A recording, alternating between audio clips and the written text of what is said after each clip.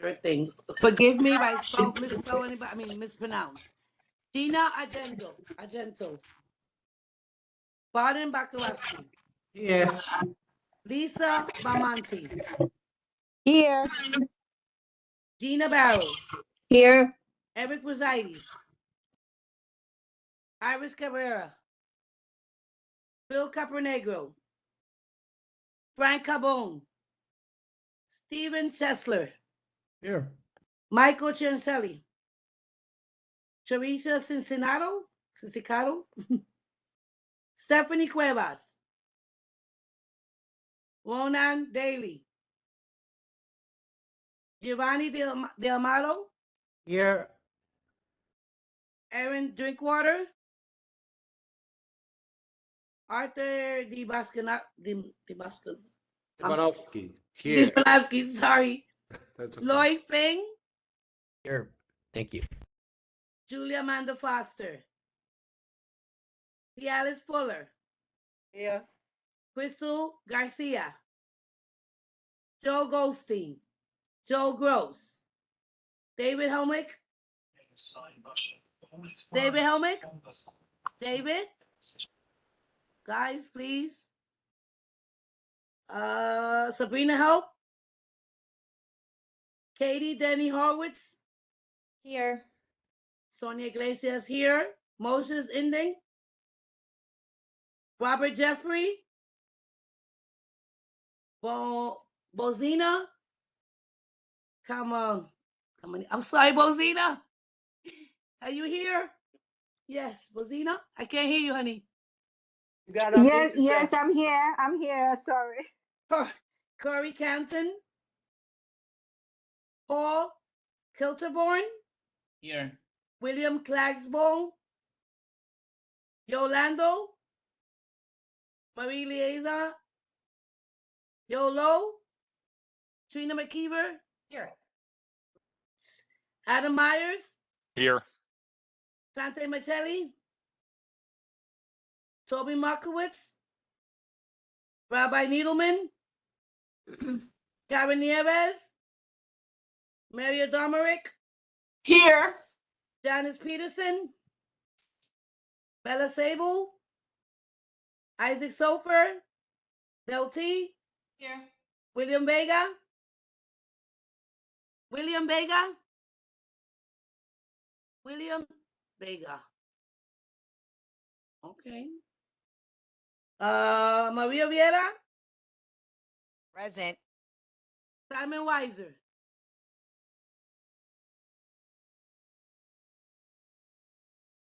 Sonia, it's Eric Berzadas. I'm here. Sonia, it's Erin Drinkwater. I'm here. Eric Drinkwater. Okay, thank you. You got me, Sonia, Eric? I can't hear you. Who was that? It's Eric Berzadas. Yes, Eric Rosides. Thank you. Thank you.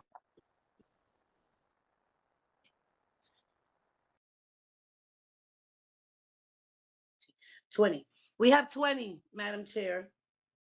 Thank you, Sonia. We have enough to start the public hearing. Okay, thank you. We have one item for the public hearing. We want to wait for more board members or go ahead and hear that item? How does everybody feel? What would we do if we didn't start with the item? Huh? What would we do if we didn't start with the item? What do you propose? We would just wait patiently. Maybe we should get started. Yeah, I feel that way, but I know there's a lot of board members that's not on, so. Okay, is that consensus? That's the consensus, we should continue? I say yes. Okay, Yes. Yes. okay, thank you Agreed. so much. Good evening, everybody, welcome, glad to see everybody, hope everybody had a safe weekend. Item number 144 Greenpoint Avenue. Rosenberg and Cheney. Is there anybody here to present on that item? 144 Greenpoint Avenue. Is anybody here to report on that item? Yes, present that item. I am the architect Ray Dovell, and Frank Cheney, the attorney, should be on the line. I thought I saw him on a few minutes ago. I'm here. Can you hear me? Now I can. Yes, Frank. Yes, Yes. Frank. Okay, thank you. You may begin. I'm just going to give a brief introduction. This is an application to the Landmarks Preservation Commission for a certificate of appropriateness for an alteration and enlargement of the existing building at 144 Greenpoint Avenue. It will be a building that will be in full compliance with zoning. It's in a C43A zoning district, which allows residential and commercial use. This will be a commercial building, replacing the commercial building that has been there for quite some time. In the C43A, it allows a 3.0 floor area ratio, FAR. We're proposing a building of less than that, 2.76. C43A also allows a building with a maximum street wall height of 60 feet. We're going to have a building of 45 feet and a maximum building height of 52.5 feet in a district which allows a maximum building height of 70 feet. So there are no special permits, variances, or any other discretionary approvals required in terms of zoning. The only approval required is that of the Landmarks Preservation Commission for a certificate of appropriateness. So that's what we're here for. I'm joined by two members of the ownership team, Jeremy Katz and Philip Katz, and the architect team, Ray Dovell, who spoke just a minute ago, and Leonard Long, who will be the presentation while Ray describes it. But first, I'd like to turn it over to the ownership team to make a comment about the building and their involvement in the building and the community. So Jeremy or Phil, whoever. Yes, I'm here. Yes, good evening. Good evening, members of the board. Thank you for hearing our application. When we took a look at 144 Greenpoint, we thought it seemed fairly obvious that not only is it seriously out of context with the surrounding buildings in the neighborhood, but it's seriously neglected with graffiti. The inside also reflected years of stagnant non-use. Looks like it hasn't been used in quite a few years, and the outside doesn't resemble anything that I've seen outside of Las Vegas. So we felt that we could restore this property to something in context with the area, and our architect will speak more in detail about that, but not just bring it back to some economic viability, but also restore it physically to something that belongs on that spot. We've developed a scheme to do that, and you'll hear about it a little more in detail shortly. Our company has experience repositioning properties like this. We've been involved with some major properties and some smaller properties on the same scale as 144 Greenpoint, and be happy to take any questions from members of the board.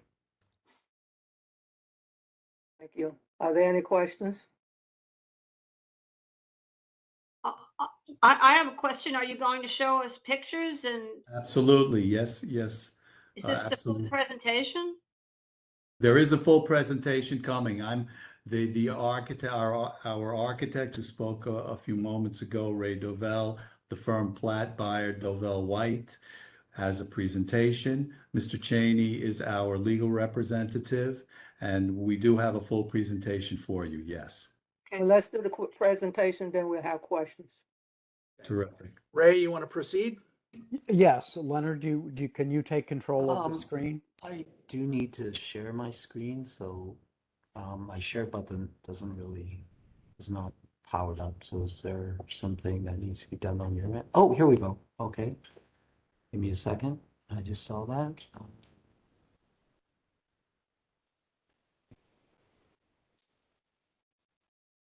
Can you guys see the original building, the current building?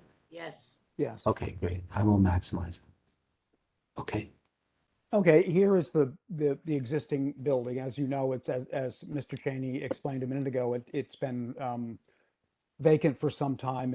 It's really, you know, it's become an eyesore in the district, and it doesn't relate to the architecture whatsoever. And I called it casino revival type architecture, which really is, there's no place for it in this fine historic district. So we have redesigned it, and let's go into the picture right now. Right now, it is a two-story building to the left and a one-story portion to the right.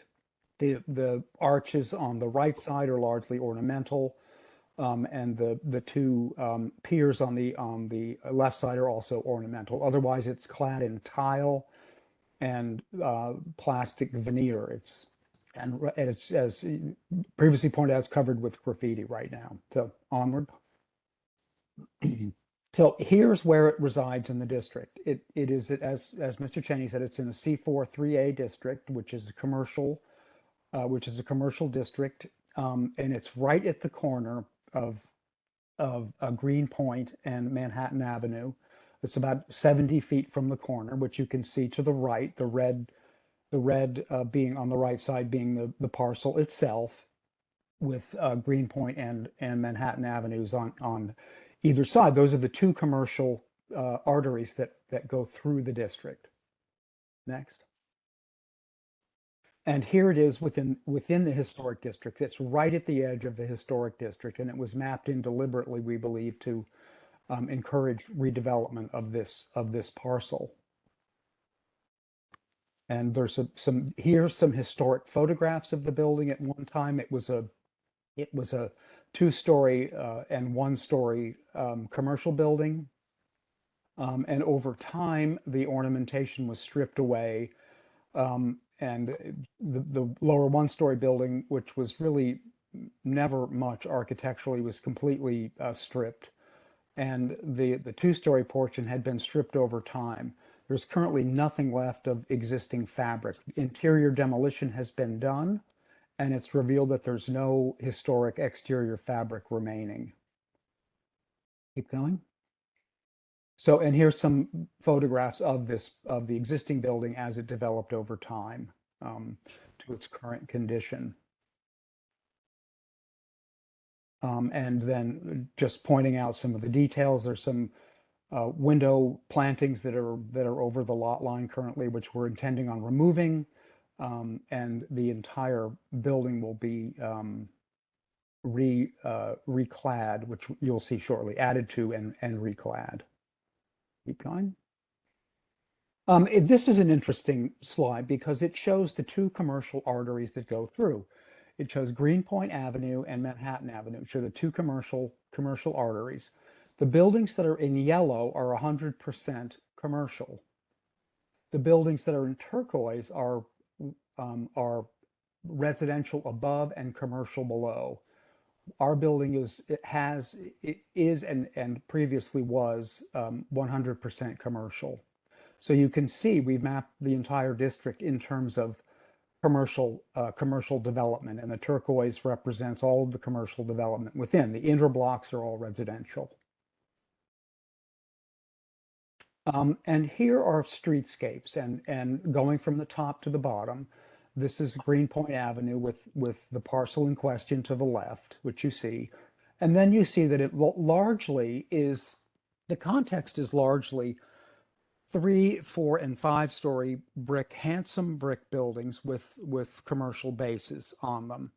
That is generally the context. The anomalies are the commercial buildings, which vary from large to small, generally being 1-story taxpayers, but there are some fine examples. Greenpoint Avenue, as you see, is a lot of mostly composed of brick townhouse type structures, higher than 4 and 5-story generally.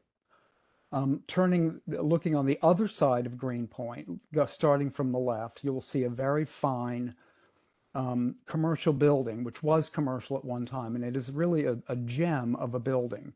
We'll show you details of it in a moment, but that begins to show you what the aspirations were of this district enlarged.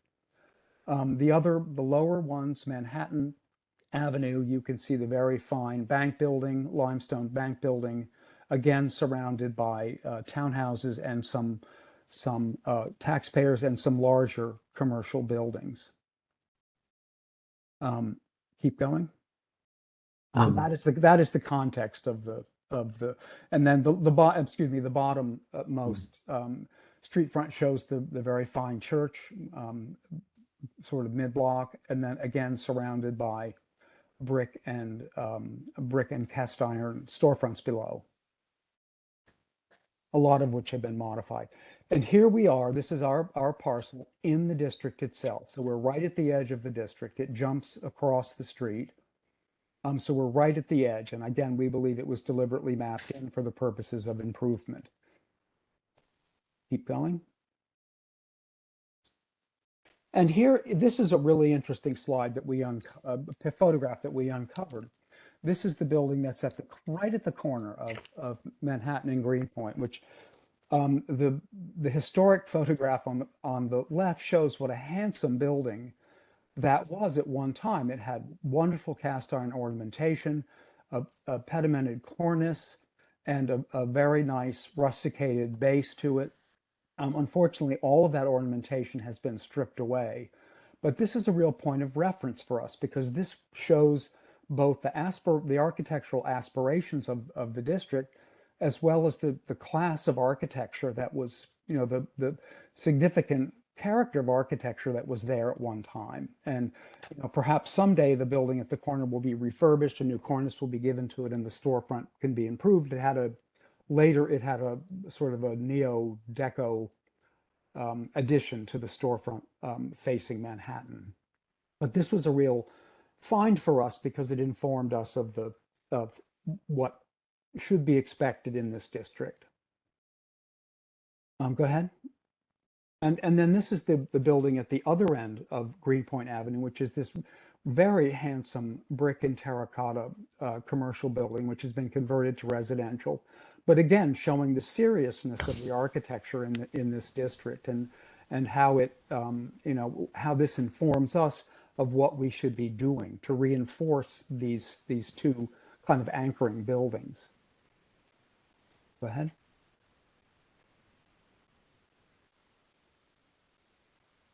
Next slide. And this is the third example.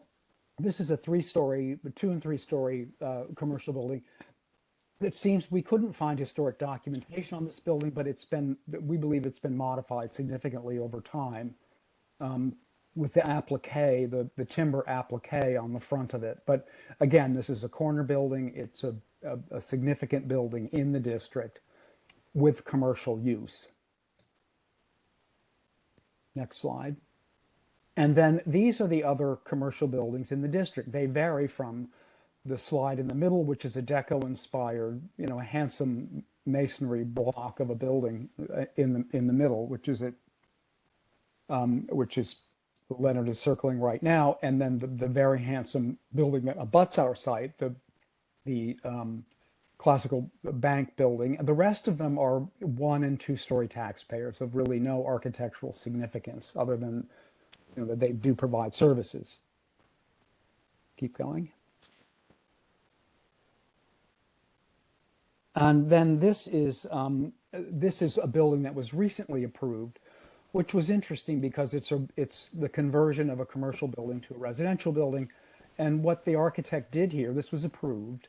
What the architect did here is look at the basic module of the street, which is a 18 to 20 foot module, which is reflected in the reveals, but it shows you the module of the basic building block in the district. Keep going. And now to the proposal. So on the left side are existing conditions. These are floor plans. On the left side are existing conditions. On the right side are proposed conditions. This is the cellar, not very interesting, but we are intending, it's a partial basement on the left side, full basement on the right side. The proposal on the right shows a new core, stair and elevator core going to the basement. The developer is intending on using 2 of the spaces for retail use, possibly, or it may end up being storage. But there's egress and access to this site, handicap access, that would permit a lower story use. So that is also on being considered. The next slide is the existing conditions. On the left side are existing conditions. It's a big, as you know, was a banqueting hall, which are big open floors with bars and dance floors there with a bearing wall down the middle. What we're proposing is a new stair and elevator core on the west side of the parcel, with a stair up from the basement. So pushing everything to one side. And not understanding the actual retail use, we have separated it into 3 different commercial retail type components. It may be 1 retail use, it may be 3, it may be 2, but we're providing, as you will see in the elevations, we're providing entrances for the three bays that are not the entrance to the building. So you have the entrance to the building on where Leonard is pointing now, and then the retail entrance is on the other sides. And then onto the next floor, to the left again, this is showing the 2-story portion, and then looking at the roof of the 1-story portion. Right now, the existing commercial portion is built pretty much full on the site. It's separated by about 6 feet from the lot line.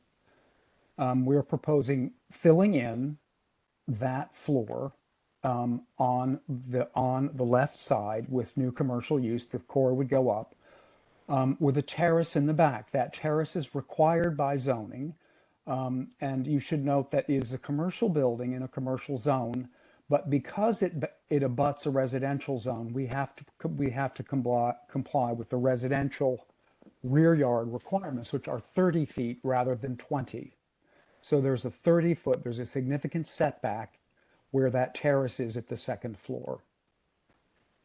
Again, not knowing exactly the use, it could be as many as 4 different uses or tenancies, or it could be a single one. We've allowed for both without an effect to the exterior, without an effect to any of the core components. Keep going. And then this is the 3rd floor. Existing, there isn't a 3rd floor. It's a raised 3rd floor which has trusses going over the top that support a large open space.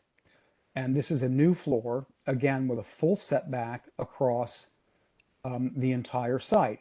The one condition that is the anomaly is the trapezoidal piece that extends out the back. That portion is within 100 feet of the corner, so no rear yard is required there. So we have tucked an egress stair in there, and that goes up the height of the building. As the attorney pointed out, all of this is fully compliant with zoning. And here's the roof. We have a very small partial 4th floor at the top of the building that's largely off the sight lines from Greenpoint, which you'll see. It's approximately 2,000 feet, a little over 2,000 feet. And then on the roof of that, there's some small mechanical units, which again are not visible from the street, and elevator bulkheads and such. And then going to the next image, these are sections. This is to the left is the section through the existing building, showing the ornamentation, looking at the ornamentation facing Greenpoint, which is largely just what I call a fake facade sticking up. And then next to it is the new proposal taken through the elevator and showing the new floors. Keep going. And here is a sightline diagram from across Greenpoint. And it shows it at the left side. You're looking at this building at the point of about 5 foot 6 height of a person right against the wall looking at it. And you'll see the very top of the partial 4th floor from being partially obscured by the new cornice. And so you will see a portion of the 4th floor, but it's very minimal view, which we'll demonstrate to you shortly. And now here is dialing in on it. Again, at the top is the existing building, the top strip from Manhattan Avenue, looking at Greenpoint. And here you see the existing building. And here lower is, you see what we're proposing, which is a 3-story building using the same floor heights that are there. This is an alteration. It's not a new building. We're keeping the existing structure largely intact and adding to it. So the floor to floors at the 2nd floor are existing. The 3rd floor is slightly smaller in height, is just trying to keep the sight lines down.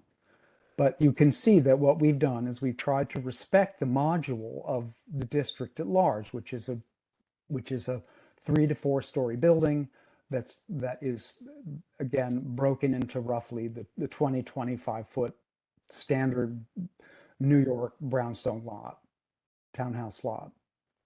Keep going. And here you see the building in context. Here's what we're proposing.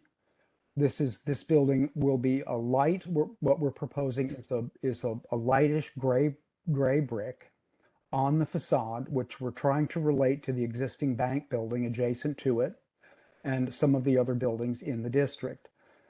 The building will, its front-facing facade will consist of brick piers. The larger piers, again, representing the 20-foot module that we talked about, the intermediate piers being the windows. This is a commercial building. The windows are going to be larger, with a cornice that is very reflective of what was existing at the corner. And again, hope that building is restored someday. The base of the building is, again, is steel, and it is a composite panel surround, which we'll show you in just a minute.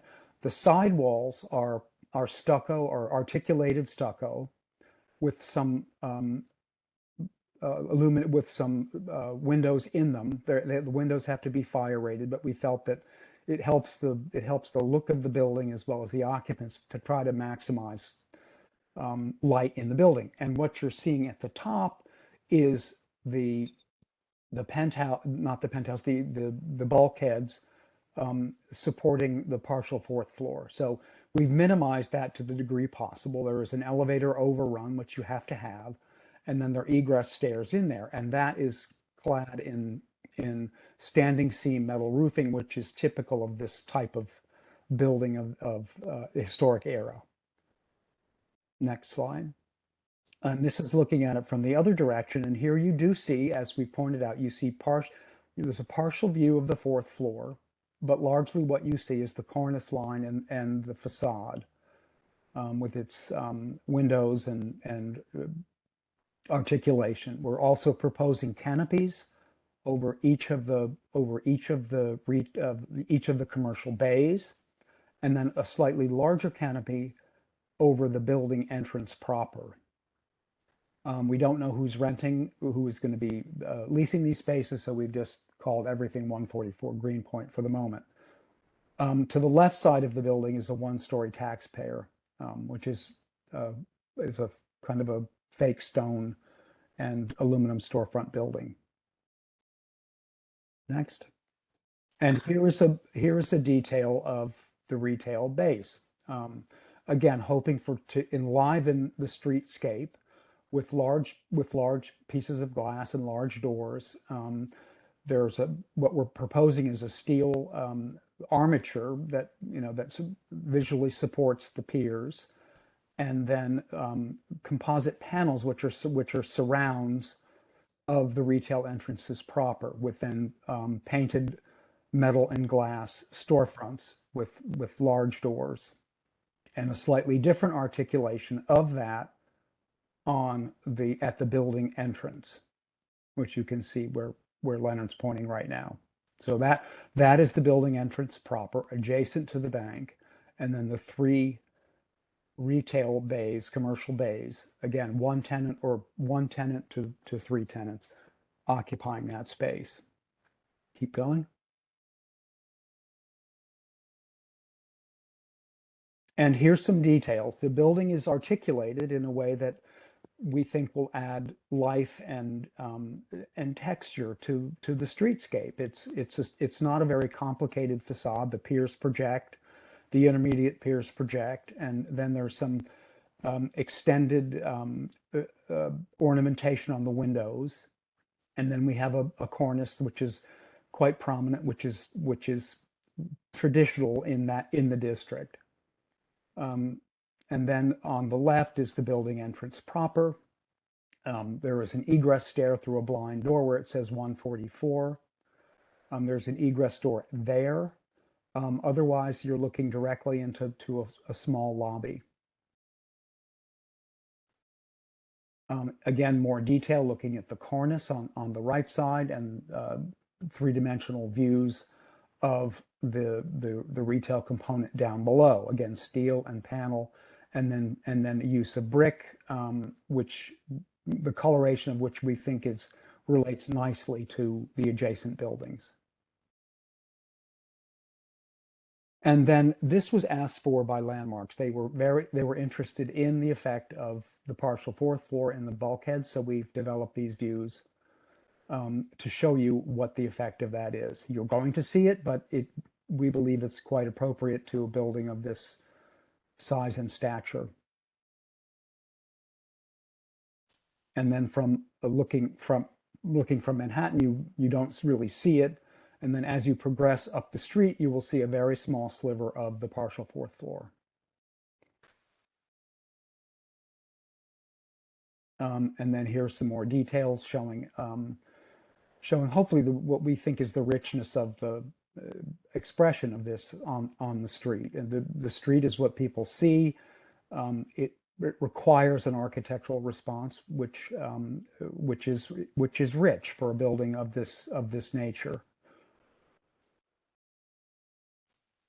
And then the middle portion of the building showing the retail windows. There are operable windows on the long slivers. There are operable windows.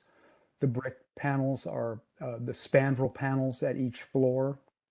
And then the intermediate piers, which are brick and quite deep, between each of the windows. Keep going. And then this is looking at the cornice. What I'd like to point out is that the cornice line is right at the roof level, and this is an attempt to minimize heights, and the parapet is actually pushed back quite far, so to minimize the effect on the street. You know, the building really wants to acknowledge the cornice, so the parapet has been pushed back. And then this elevation you will never see, but this is the partial fourth floor at the top. This is a direct front-on elevation showing it's an all-glass enclosure, but this is not visible from the street at all. Only the top sliver of it will be visible.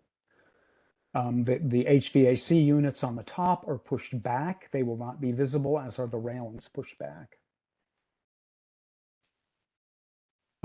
And then these are some details showing the different types of cornice. A very shallow cornice that projects about 3 feet for the retail component. A deeper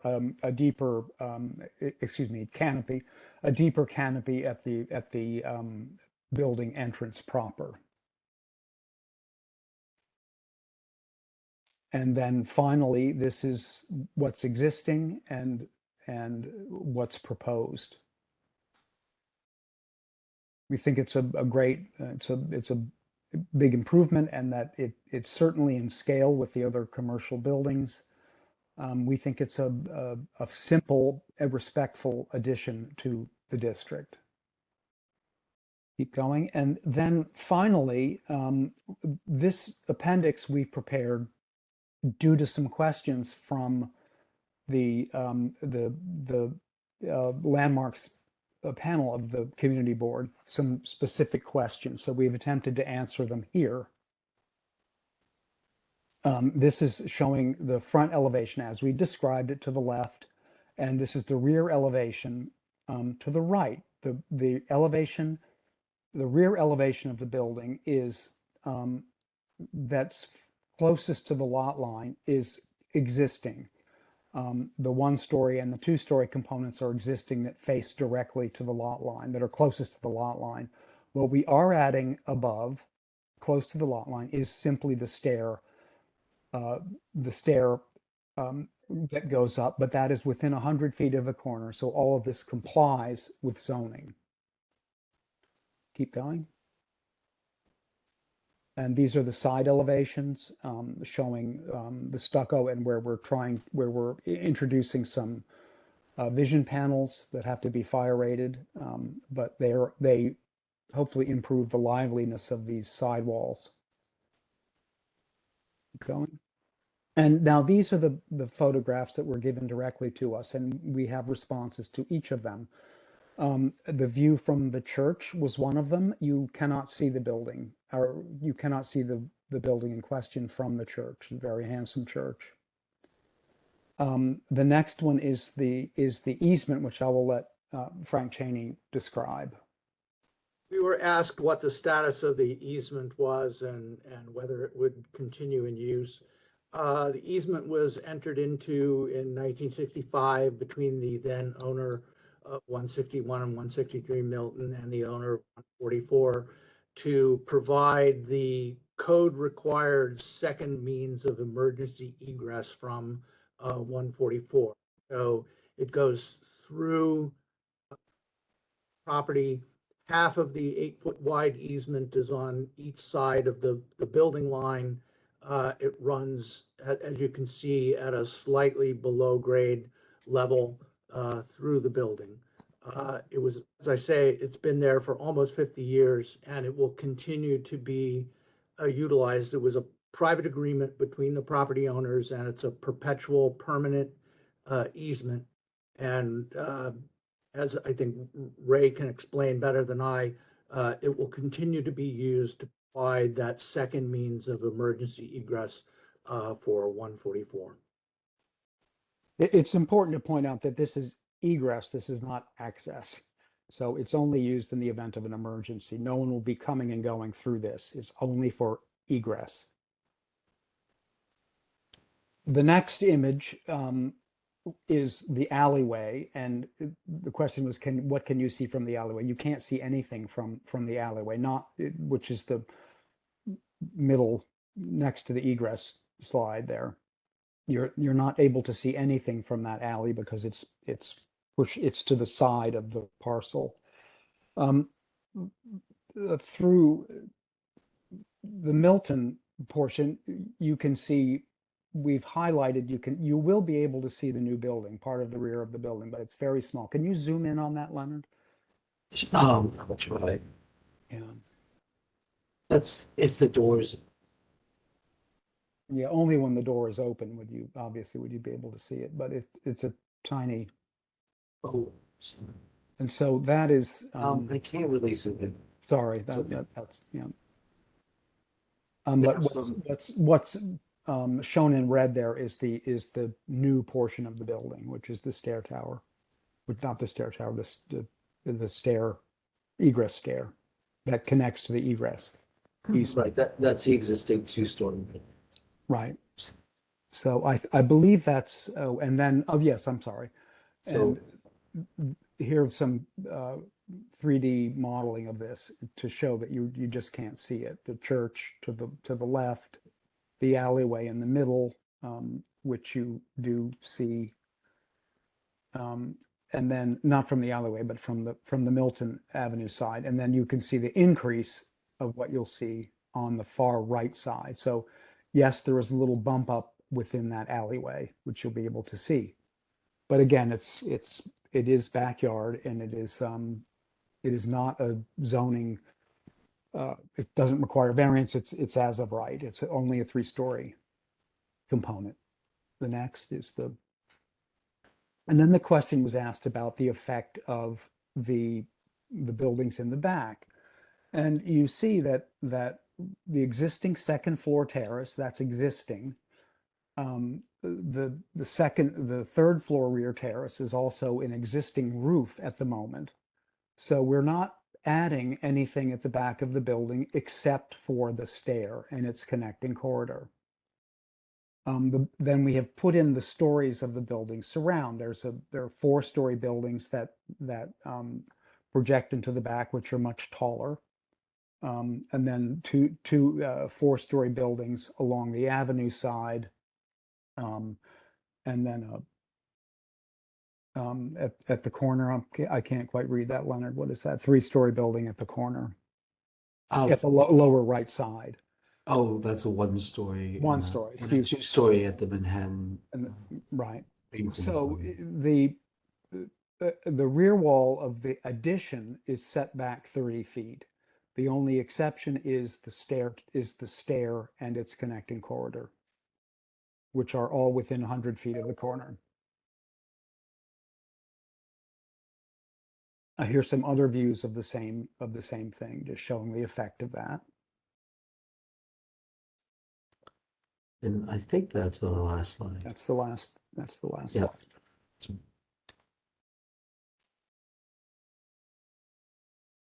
So with that, the team would be very happy to answer questions. Steve Chester. Thank you. Thank you, Madam Chair, and thank you for the presentation. I was curious if you considered going with like an orange or reddish orange, or just a brick facade that's more dominant, in the surrounding area versus the more, light gray. Well, we thought about using a red brick, but we deferred to the adjacent building, which is a limestone building, and we felt that it was really that using a reddish brick would really present too much contrast. So that was the decision that we made. It's not a white brick. It's not a glazed brick or anything like that. It is the color is a modulated color. It's a light gray with some variation within the palette of it. Okay. All right. I'll bring that further in committee. And then just with on the 4th floor, is that could be potentially used for like a restaurant and bar in terms of the terrace or roof access that's adjacent to the 4th floor space? Well, the building's been filed as use group 6, which covers. Frank, could you clarify some of that? You probably know use group 6 is perhaps the largest commercial use group. It's for local retail uses. And it does include eating and drinking establishments, but it also includes offices and all kinds of retail stores. Okay. But potentially that roof could, I guess, in terms of meeting code and zoning, could potentially house occupancy or seating for a restaurant and or bar. Under zoning, it's an allowed use. As to whether or not the owners are going to put a restaurant there, I defer to them to answer that question. All right. Okay. All right. Thank you. Madam Chair, I have a question too. Go ahead. Hi, thank you for the presentation. Yeah, a few questions, a few comments, and also a few concerns. I'm also a resident of Milton Street, and there's been a lot of conversation, definitely with the Block Association and the community, mostly, the owners of Landmark Building. Everybody's passionate about Landmark. And, so there are some concern about that. And question two, we know there was this cladding historically there. It wasn't the most beautiful one. It was an anomaly in comparison. But, we learned to live with that. I believe it was part of the history, whatever happened in the 70s. And it really didn't have an impact, to the backyard. I'll go back there because there are questions about the use group too. The roof was not used. Whatever happened indoor. As a matter of fact, one of the current residents of Milton Street, he owns a house, and the house was actually owned by the owner of the Polonus restaurant, so he lived behind there. So there was a full involvement when the business started, with the community. The owner lived there too. And, so one question is historically, because, the residents were saying, oh, wow, they can do that. Of course, luckily, we didn't turn out to have a big tower. I'm assuming there were problems with the subway and doing construction of something bigger. But there is a building behind there, and there is some form of historic fabric. How relevant the fabric is, most likely is brick. There is a red brick there. And any owner that, the corners many times on Milton Street or in other of our historic blocks, the corners were gone historically, but, the owner had been asked by Landmark definitely to maintain the same mass. Even if by zoning would increase or add something, the mass was always a request to maintain the mass. Here we changed the mass, whatever is appropriate or not, next to the bank building, of the color, but definitely there was a different scale. And I heard the word anomaly, that these commercial buildings were an anomaly. They were smaller and they interact with a predominantly residential, because 99.8% there is a residential building, they have a residential use. And so the building of that scale truly had no impact, and they coexist harmoniously with the need of quality of life of residential building. So is the brick behind there? Did you ever thought about maintaining even a smaller scale, the original mass?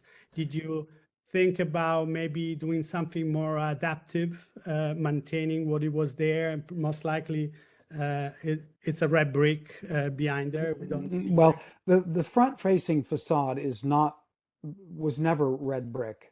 It was a metal.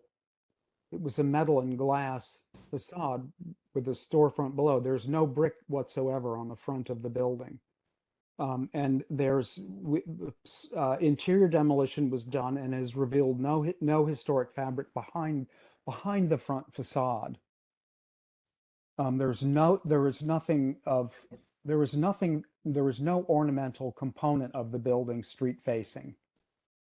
And so is the steel structure there? You said there's some internal structure, but it is not related to the facade of the building. So really what remains behind that cladding right now is air and cast iron columns that run perpendicular to the facade, but there is no ornamentation that was visible previously to the street front exists anymore.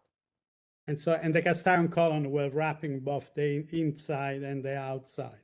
No, the cast iron columns are internal to the facade. Internal to the facade. Yeah. And so, okay, probe you have done probe already. Well, we've opened it up. The developer has done selective demolition, has gutted out the building to see how it was structured, because as I said before, the intent is to reuse the existing structure, so it's an alteration. But in doing so, and Landmarks at staff level has asked the same question: is there a facade fabric behind? And the answer is there is not, that we have seen, and it's mostly stud framing behind it, and with plywood, it looks like. Okay, no, I was curious to know, and definitely the community asked about that too. What's behind there? Unfortunately, there's nothing of note remaining. And probably you have to come to the committee, so maybe a picture so we can show the community and see what is there, what it remains there, whatever is nothing you said, but that's a big. It appears that the building, what we can find from it, has been significantly modified over time to accommodate the long spans required by a dance floor. A number of cast iron columns were cut and then were reinforced by a truss above, so the floors are hanging basically from the roof is basically hanging from these trusses that go over the top of the building, which you can see right here. Those are trusses, because the center line of cast iron columns was cut out. These trusses support the roof. I see. Yeah, so it's been this building unfortunately has been so heavily modified. It's very hard to make any sense of it. Generally, I had a feeling I'm just boomerang back No, they're from comment good- from the community. Yeah, good You know, questions. it feels kind of, despite it's only 3-story, 4-story, with the back, with the rear, with the roof. It feels that it's kind of dwarfed the bank building a little bit, you know, and there was a kind of smaller building, a 1-story building that is still there. It's a 1-story building despite that plastic aluminum application there. So it feels a little bit, it's a giant next to the pretty intact bank historic building, the bank building. Yeah. And then other things, it feels a little bit really an anomaly for the Greenpoint Avenue in the district is the large canopy. I saw, I believe one was 8 feet or 9 feet. And I know you mentioned the cornice to be kind of traditional in the district, and that's true on the cornice, but definitely those canopy, they recall some building in Manhattan. It feels a little bit an alien presence, this 8 feet. And if you walk down Greenpoint, that streetscape is kind of altered by the vision of this protruding 9-foot canopy. You know, those are the comments that I collect. And then I love to talk about probably one of the most concerning things for the community here on Milton Street, which has been pretty loud. Madam Chair, I'm so sorry, Senator. I'm sorry to interrupt you, but is this going to committee? I'm having trouble. It keeps telling me it's going to send me out. So are we, is this going to presentation going to the committee? Yes. Yes. Okay, good. But I'm afraid I'm going to get cut off, guys. Sure, and definitely last things is the use group. I know it's a use group 6, and that's definitely will be a dramatic. And I know the owner, I know Mr. Katz has owned the building. And I don't know if you saw, there was the famous, still famous Soho House, which was very controversial for the community. And you had the pool, there was a bar. I've been there many times, invited. There, but I know that had tremendous impact on the community in terms of noise. So one of the things this community didn't want has been very loud on the liquor license. This community board unprecedentedly has denied license a use of the backyard, you know, calling the sanctity of this historic district. I mean, this is a major concern, you know, and member of the community, they ask, oh, will the owner, you know, kind of into a kind of a restricted declaration, because I know U6, 6A, 6C, 6B, and even if you secure a tenant today, one of the major concerns of the community is that it's going to be activity, going to alter the quality of life. It's like a canyon, historic window at the rear, you know, it's like that will be a dramatic event and a matter of rebellion from this community down here. And so that's a question for Mr. Katz. I know you have said offices. Will you commit to have a restricted declaration in case with the community to make sure that those offices are in place and that the quality of life could be maintained? Our intention is to market the space as offices. We are proposing use group 6 to give ourselves a range of options. I will say that as you know better than I do, because you're a longtime resident, this formerly as a dance catering hall, that's the use that I guess that use was heavily objectionable, because that's about as loud and boisterous as you can get. That's not our intention here. But we need to see what uses are consistent with the neighborhood and what the retail services that the neighborhood commands. Because Mr. Katz, really, what is again? I repeat. Excuse me, guys. Come on, I'm gonna lose connection, guys. I thought it's gonna go to the committee so they can discuss, have all those questions ready. I'm really concerned on time, and I'm really concerned on the fact that I'm gonna lose my connection. Please, guys, let's, it's gonna go to committee, Sonia, have the Sonia, we question. only have one item on the We agenda, have one item and and this we is, don't have a lot of hands up. and this is, We're running on time. and this is a very, I'm here talking for many community members also. I'm a community board member. I sit on the landmarks committee.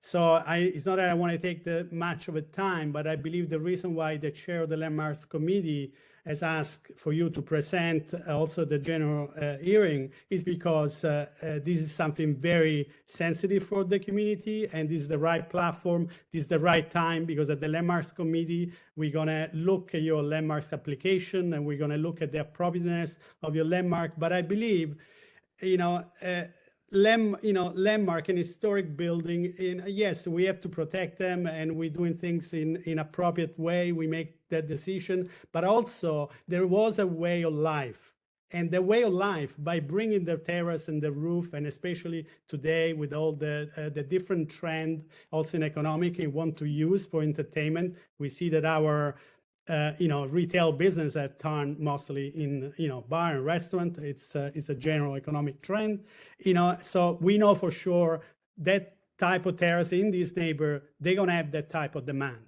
And the community, this is the right time to really talk about that, and the community can be in support of the development as much as we find agreement. And I know historically and how we're going to redesign the building is going to have to come definitely to a landmark decision, and the community can give input and can be also in support of this development. But I believe the use needs to be right in iron, because that's what will alter. And I know now. your Santo. willingness. Okay. Santa, I have somebody else that's been waiting patiently Okay, right sure. alongside you. So if you Yeah, have another question, let me know. But right No, now, but I appreciate your bringing it up, and it's very appropriate to discuss it. But I will say that the genesis of the terraces and the outdoor space was not food, beverage, entertainment. It's the fact that offices today, and this is very recent, especially after COVID, outdoor amenity for businesses is really key. That we're trying to create something really targeted towards local Brooklyn businesses here.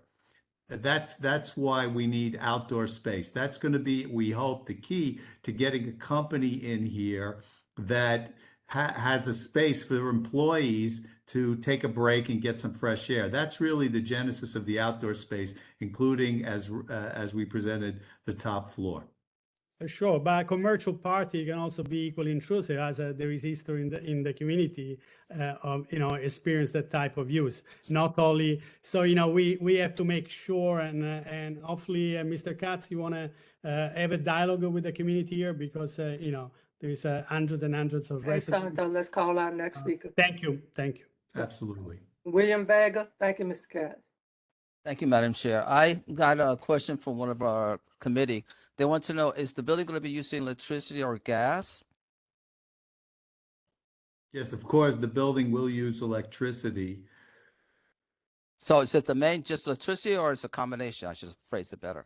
Well, if for example, if we have a supermarket or another local Sweet Greens or some kind of food use on the ground floor, they will need cooking and they will have gas available, yes. Okay. The other question is, what environmental practices in the construction are you doing? Well, Reusable? Yeah. Well, I mean, first of all, we're doing our best to reuse all of the existing structure, and then we will use for the new components, we'll use conventional construction.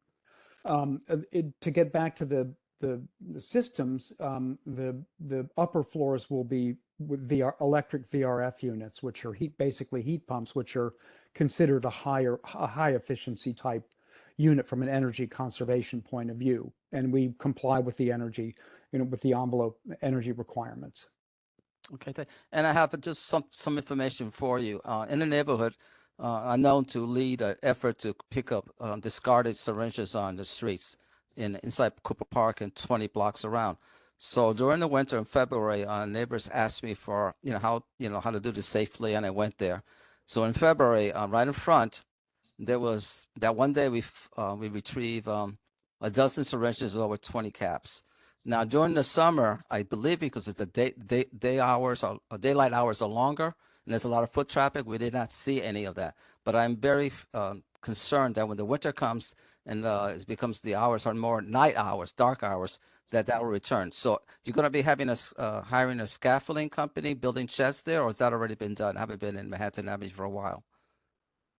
The project has not been awarded for construction, but there would be a sidewalk bridge for protection.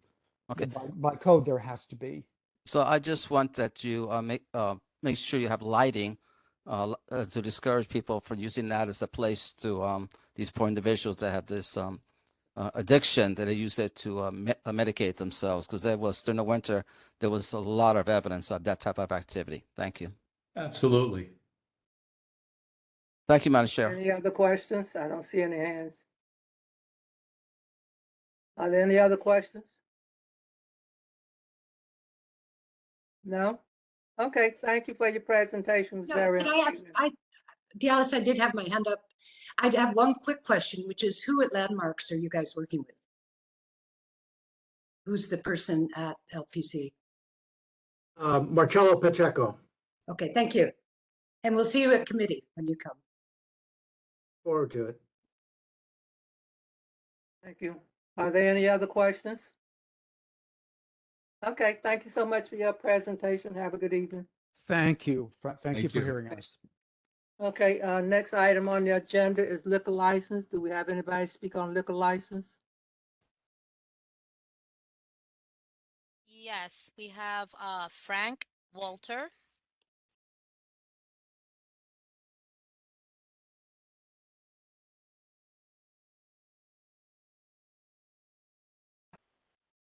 Frank Walter.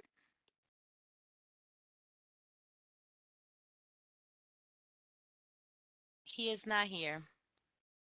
Frank And Walters is not on? No. And that Okay, is it for liquor licenses. Okay, we have one speaker. Okay, thank you. That concludes our public session. And we're going to our board agenda. Can we have a moment of silence, please?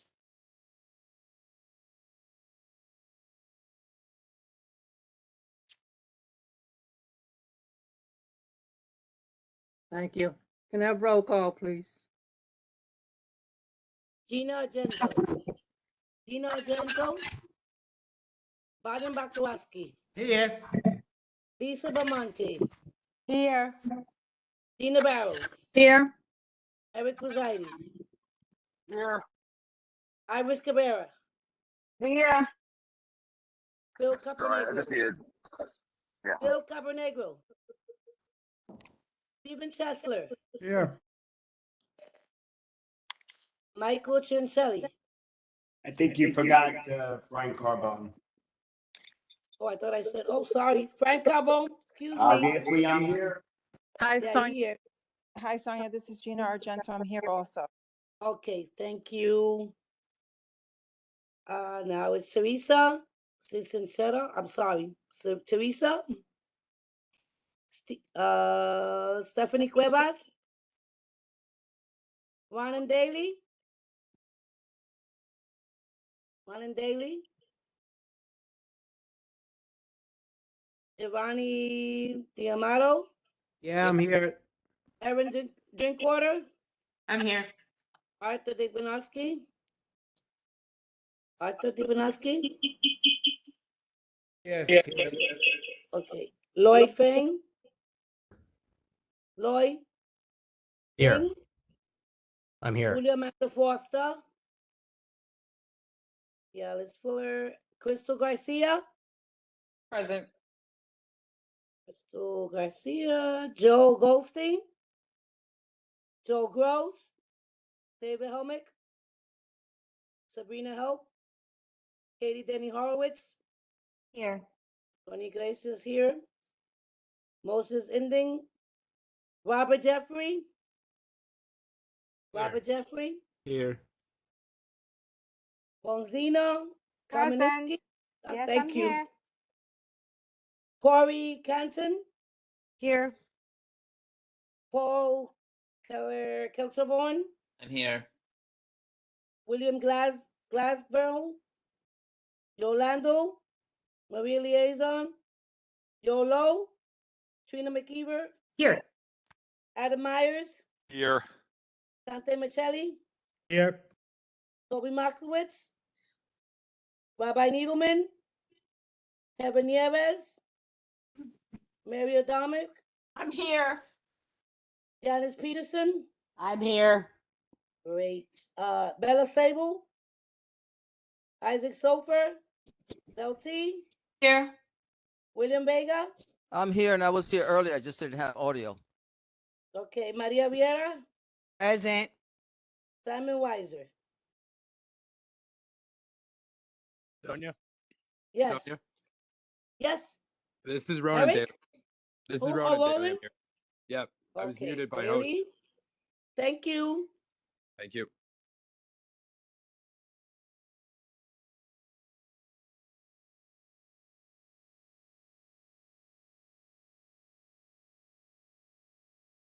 $29 members answer the call. A minute, Madam Chair? 29 members answer the call. We're good. 39. Thank you. Can I have approval of the agenda, please? I make a motion, Rosina Kaminsky. There's a second. Iris Cabrera. Motion by Rosina and Iris. All in favor? Aye. Aye. Against? Abstentions? Motion carried. Now approval of the minutes, please. Gina? Who? Gina? Gina? Motion. Gina, is there a second? William Vega seconds.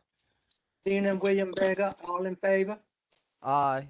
Aye. Aye. Aye. Aye. Aye. Don't sound like 39 people. Against? 29. Come on, guys. Sonia, did you say 39? I thought you said 29. I said 29, yes. Thank 29. But we made the quorum. Okay, motion carried. Public session, can I have the speakers for the public session, please? Kim Fransek,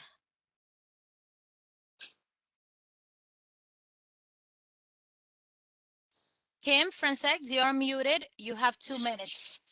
Hi, thank you so much. Yeah, just thinking about the community board. I was reading that with the retirement, the current chair retiring, that there's going to be an enormous amount of unspent vacation money going to him, and I'm just a little concerned. I'm just feeling like a little bit like the community board that I've been really trying to be a part of. It just doesn't feel like I can be a part of it, and it feels like a lot of decisions are very opaque, and I just don't understand like really how the executive board works. I work very, very harmoniously with the environmental committee, and you know, I'm just thinking that I was just thinking that the chair and the vice chair should step down. Thank you.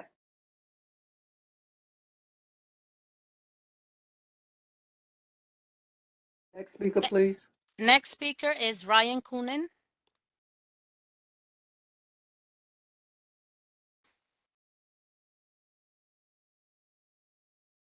I do not see Ryan. Next speaker. The next speaker is Kevin Lachara. Kevin, you are muted. You have 2 minutes. I'm also here to speak about the article from the city that came out that detailed the way that the board has handled the district manager crisis, which is a crisis for our entire community. The executive board, this board, is in charge of the district manager as a member of staff. The district manager is a staff member managed by the executive board. This has been an embarrassment to our neighborhood. It's been an embarrassment to this community. The way that this has been handled, the fact that the chair knew for 2 weeks prior to letting the rest of the executive board know is shocking.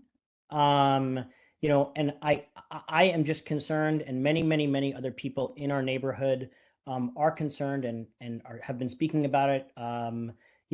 What accountability is going to be in place here, even based on the existing bylaws of this organization? Who is responsible? Because the entire community, whether in terms of landmarks or SLA or ULURP, many other important areas are going to suffer because of this. And I think that I and many others would like to see this board, hold itself to account and hold its leadership to account. The chair and the vice chair, who, according to the bylaws, are the ones responsible for management of the district manager, should step down. Thank you.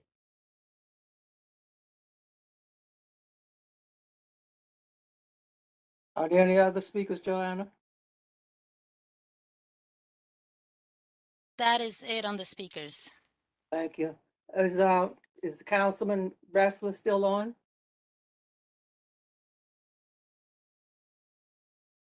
Councilman Ressler? Yes, I am here. Thank you How so you much. doing? I'm good. It's nice to see you, Chair Fuller, and all the good members of CB1. I'm just stepping out of a meeting here at the Newhart site. We're up at Mary D's talking about the cleanup of Newhart, so I apologize for being a little slow to respond. I just wanted to, I guess none of our friends from Williamsburg are able to make it tonight because they're celebrating Sukkot. So Chag Sameach to everyone who's celebrating the holiday, and a Happy New Year as well. Even if they can't hear it, even if they're not on with us, hopefully they can hear us in spirit. Just wanted to share a few quick updates of upcoming events that I thought might be of interest to the community that we're organizing in our office. We are doing a Shred Fest and Touch a Truck event on Saturday morning at McCarran. So any sensitive documents that you have that you've been wanting to get rid of, bring them to McCarran Green Market Saturday morning from 9 to 1. We will be there ready to shred and shred and shred. And there'll be a truck. The kids seem to really like these Touch a Truck events, so we made that a part of it. But we'll be on the Driggs side by Driggs and Union of the Green Market. I'll be there. Come say hello. If there's anything we can do to be helpful, let us know. On Sunday, we're partnering with the reinvigorated Friends of McGolrick Park Group and the North Brooklyn Parks Alliance and others to do a daffodil planting, a bulb planting at McGolrick Park from 10 to 12. So that should be a lot of fun. Please come through. On October 18th at the library from 6 to 8, the Greenpoint Library, I should say, excuse me, we're doing a neighborhood assembly for participatory budgeting. And we're bringing PB back to the 33rd. And this year we're focusing participatory budgeting on climate justice. So we're dedicating $1 million in capital funding to any and every project that you can think of to help address the climate crisis locally, from planting more trees to improving the walkability of our streets to any creative ways that we can drive down emissions locally here in our district. So come to the neighborhood assembly from 6 to 8 on October 18th to share your best ideas at the Greenpoint Library. I'll be there. It will be fun. And then one other event I wanted to highlight is we are really focused on trying to increase enrollment in our local public schools. So this is a new event that we're organizing. Councilmember Gutierrez and I and the new superintendent in District 14 and our CEC are organizing what we're calling a school showcase on October 26th from 3:30 to 6 o'clock p.m. over at IS-71 on Hayward Street in South Williamsburg. We're going to have schools from across all of District 14, elementary and middle schools, at IS-71 in their brand new gorgeous playground. If you haven't checked it out, it is worth it. It is a absolutely stunning new playground for the IS-71 community. We're going to have every elementary and middle school there. School leaders will be there. We'll help guide parents through the enrollment process and answer any questions, but it'd just be a great opportunity to meet folks from all of our different public schools in the community, and get any, and learn more about the opportunities that exist in our neighborhood. We want to do more to lift up and support our great neighborhood public schools. There is a lot more going on. We're making finally really tangible progress on a longstanding environmental project at Newtown Creek wastewater treatment plant with National Grid to finally get the methane that's released from that plant reinvested back into the energy system to power our homes. So we hope to have 10 good updates on that for you all in the very, very near future. I want to thank everyone who's been helping our office finally move that one forward. We've been celebrating all of our great nonprofits of late. North Brooklyn Parks Alliance had their annual fundraiser. We have Newtown Creek Alliance coming up, and St. Nick's Alliance coming up, and Evergreen coming up. So if you have the time and the financial ability to come out and support these great groups, they do so much for our community year in and year out, and hope you'll be able to help sustain their great work. As always, if there's anything that I can do to be of assistance to anyone in the community, please just let me know. We are continuing to do our mobile office hours every other week, alternating between 225 Division at Jonathan Williams Plaza in South Williamsburg, one of our NYCHA developments, and the Greenpoint Library. So every other Thursday from 12 to 5, we're at one of those two locations. Just check our Twitter, Instagram. And if you're not getting our weekly emails, we send out a good update every Tuesday morning. Just sign up for it at lincolnwrestler.nyc. And anything at all, truly, we can do to help, just let us know. And thank you for the opportunity to say hello, and, appreciate all the CB1 members and the work you do for our community. Thank you, Councilman. Be safe, be healthy. Next Thank you. item on the agenda is committee reports, SLA.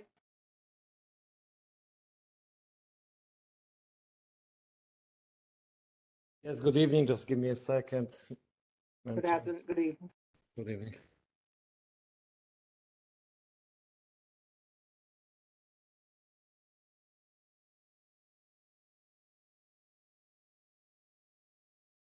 We can't hear you, I Arthur. apologize. Okay, we had a SLA committee on, the meeting was held on September 19th. The meeting was held in person.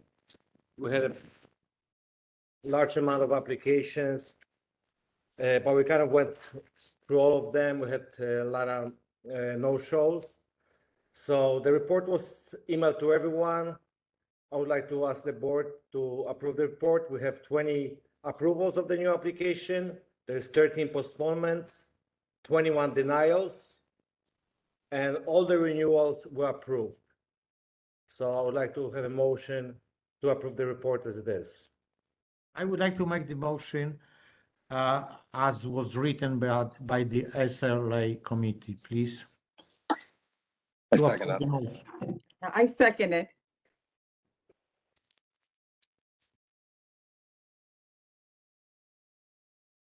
Ogden Should and I- Gina, can I have a roll call vote, please? Yes. Gina Argento, Yes, I approve it. Biden Bakaraki, Yes. Lisa Belmonte, Yes. Gina Barrows, Yes. Eric Rosides, Yes. Iris Cabrera, Yes. Phil Capronegro, Frank Cabone, Yes. Steve Chesler, Yes. Michael Chinicelli, Teresa, oh, that's hard for me. Stephanie Cuevas, Ron Daly, Yes. Giovanni Diamato, Yes. Erin Drinkwater, Erin Drinkwater, Arthur DeBarkanowski, Yes. Lloyd Fang, Yes. Julamanda Foster, Crystal Garcia, Yes. Joe Goldstein, Joe Gross, David Helmick,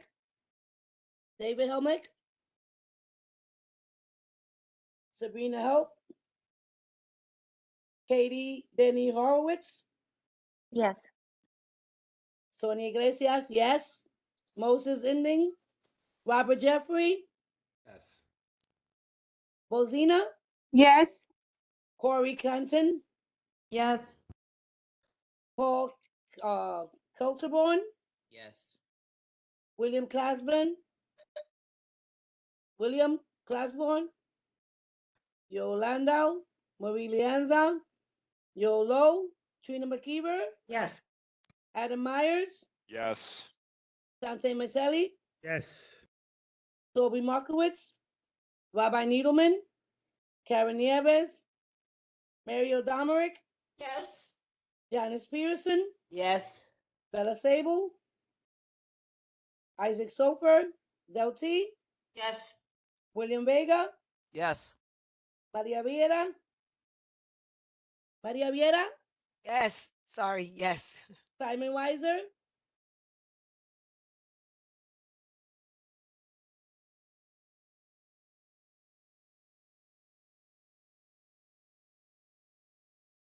This is Erin. I vote yes. Thank you, Aaron.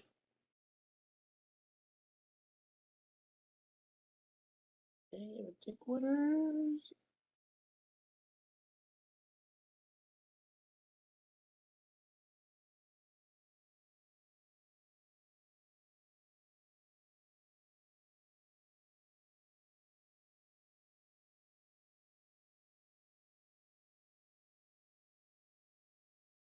I have 27 yes, 0 no, 0 abstentions, and 0 recusals. Thank you. That completes your report, Debonowski? Arthur, Yes, this is the whole report. Thank you, Mr. Chair. thank you so much. Environmental protection, Chancellor, Thank you, Madam Chair. you're welcome. All right. Yes, we met back on the 29th of September. We had 4 members present, which wasn't a quorum, but we entertained a presentation about a volunteer cleanup program at 97 North 6th Street.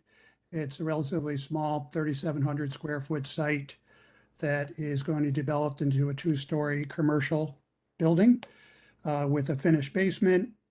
The historical uses of the site were a parking lot for about 20 years. Prior to that, butcher shop and a cigar shop. But there was higher than allowable limits of semi-volatile organic compounds, the groundwater, soil, and the soil vapor. The the standard plan that they're deploying to remediate the soil is to excavate almost all of it, and then they'll be installing vapor barrier to basically mitigate any lingering contamination issues with the site. Our main concern was there'll be 12 days of truck traffic essentially hauling the soil. And we're just worried about staging of trucks on the street, as North 6 is a very active commercial corridor. In the truck route, they're planning to go down North 5th Street to get to the BQE. We're recommending using something alternatively like Metropolitan Avenue. They said they would explore that and be mindful of the issues with traffic on the street. And we basically left it at that. We did not take it to comment further on this project. We were considering the district needs statement as it relates to environmental protection, and we essentially felt we just didn't have enough time to do due diligence and do justice to all the environmental issues in the neighborhood. So we prefer just having hearings and meetings to really granularize what we would like to include in future statements. But we did get into, we did dive in a little bit because they're just, one of the things that's kind of on the horizon is the United States Army Corps of Engineers with the state of New Jersey and the state of New York is devising a coastal resiliency plan that involves major infrastructure such as like storm surge gates, levees, seawalls, those sort of things. And there's one of them is targeted for Newtown Creek. And one of the criticisms of this plan is that it potentially could cause pollution in terms of retaining water, behind those structures. And just with the potential remediation of the Superfund site in Newtown Creek and just all the other issues that we're having, we just want to, we're trying to get we've already invited the Army Corps to come in and talk about the plan. We're waiting to hear back. Hopefully can make it before our December full board meeting so we can potentially make a comment on that, and then also have information to inform our district needs statement. So it'll be a work in progress for that. And then as far as old business concerns, I'm glad that the council member chimed in tonight. We were wondering what was going on with the biogas utilization at the wastewater treatment plant, because National Grid, came to the committee back in June and to talk about their fossil fuel free initiative, and that was one of them. But they keep putting off their kind of milestones in terms of when they were going to get this biogas system online, where they'll utilize off gassing from the processing of solid waste in the plant. But as you heard Councilman Ressler talk tonight, that I guess they're close to having that online. But we did take a vote on that, basically requesting that we send a letter to National Grid requesting an update. And so I feel like we shouldn't rest on our laurels and assume things. And so I would like a motion, request a motion to write a letter to National Grid to update us on the status of the Newtown Creek wastewater treatment plant biogas program that's supposed to be providing gas to the system in August. So need a motion on that. I'll make the motion. Trina. And William Vega seconds. And Trina made a motion to write a letter to National Grid. Can I have a roll call vote, please? Yes. Gina Argento. Gina Argento. Biden Yes, Bakowski. Sonia, this is Gina. Yes. It's Yes. Yes. Yes for Gina too. Thank you. Lisa Bamonte. Yes. Tina Barrows. Yes. Eric Brusitis. Eric? Yes, Brusitis. yes, yes. Thank Can you you. hear me? Iris Cabrera. Okay, thank you. Yes. Yes. Iris Phil Capernegro. Frank Carone. Yes. Dean Chesler. Yes. Michael Chilincelli. Teresa. Stephanie Cuevas. Stephanie Cuevas. Juan and Daly. Yes. Giovanni Diamato. Evan Yes. Drinkwater. Yes. Arthur Dibonowski. Arthur Dibonowski. Lloyd Frank. Yes. Julia Amanda Foster. Crystal Garcia. Yes. Joe Goldstein. Joe Gross. David Helmick. Sabrina Help. Katie Denny Horowitz. Katie? Sonia Iglesia, yes. Moses Ending. Barbara Jeffrey. Katie, yes? I'm sorry, was that Katie? Bozina? Yes. Corey Canton? Yes. Paul Kilterberg? Yes. William Kleisberg? Bo? Yolanda? Marie Liaison? Yolo? Trina McKeever? Yes. Adam Myers? Yes. Sante Michelli? Yes. Toby Markowitz? Rabbi Needleman? Karen Nieves? Maria Domerick? Yes. Janice Peterson? Yes. Bella Sables? Isaac Sofer? Del T? Yes. William Vega? Yes. Maria Vieira? Maria Vieira? Yes. Sammy Weiser.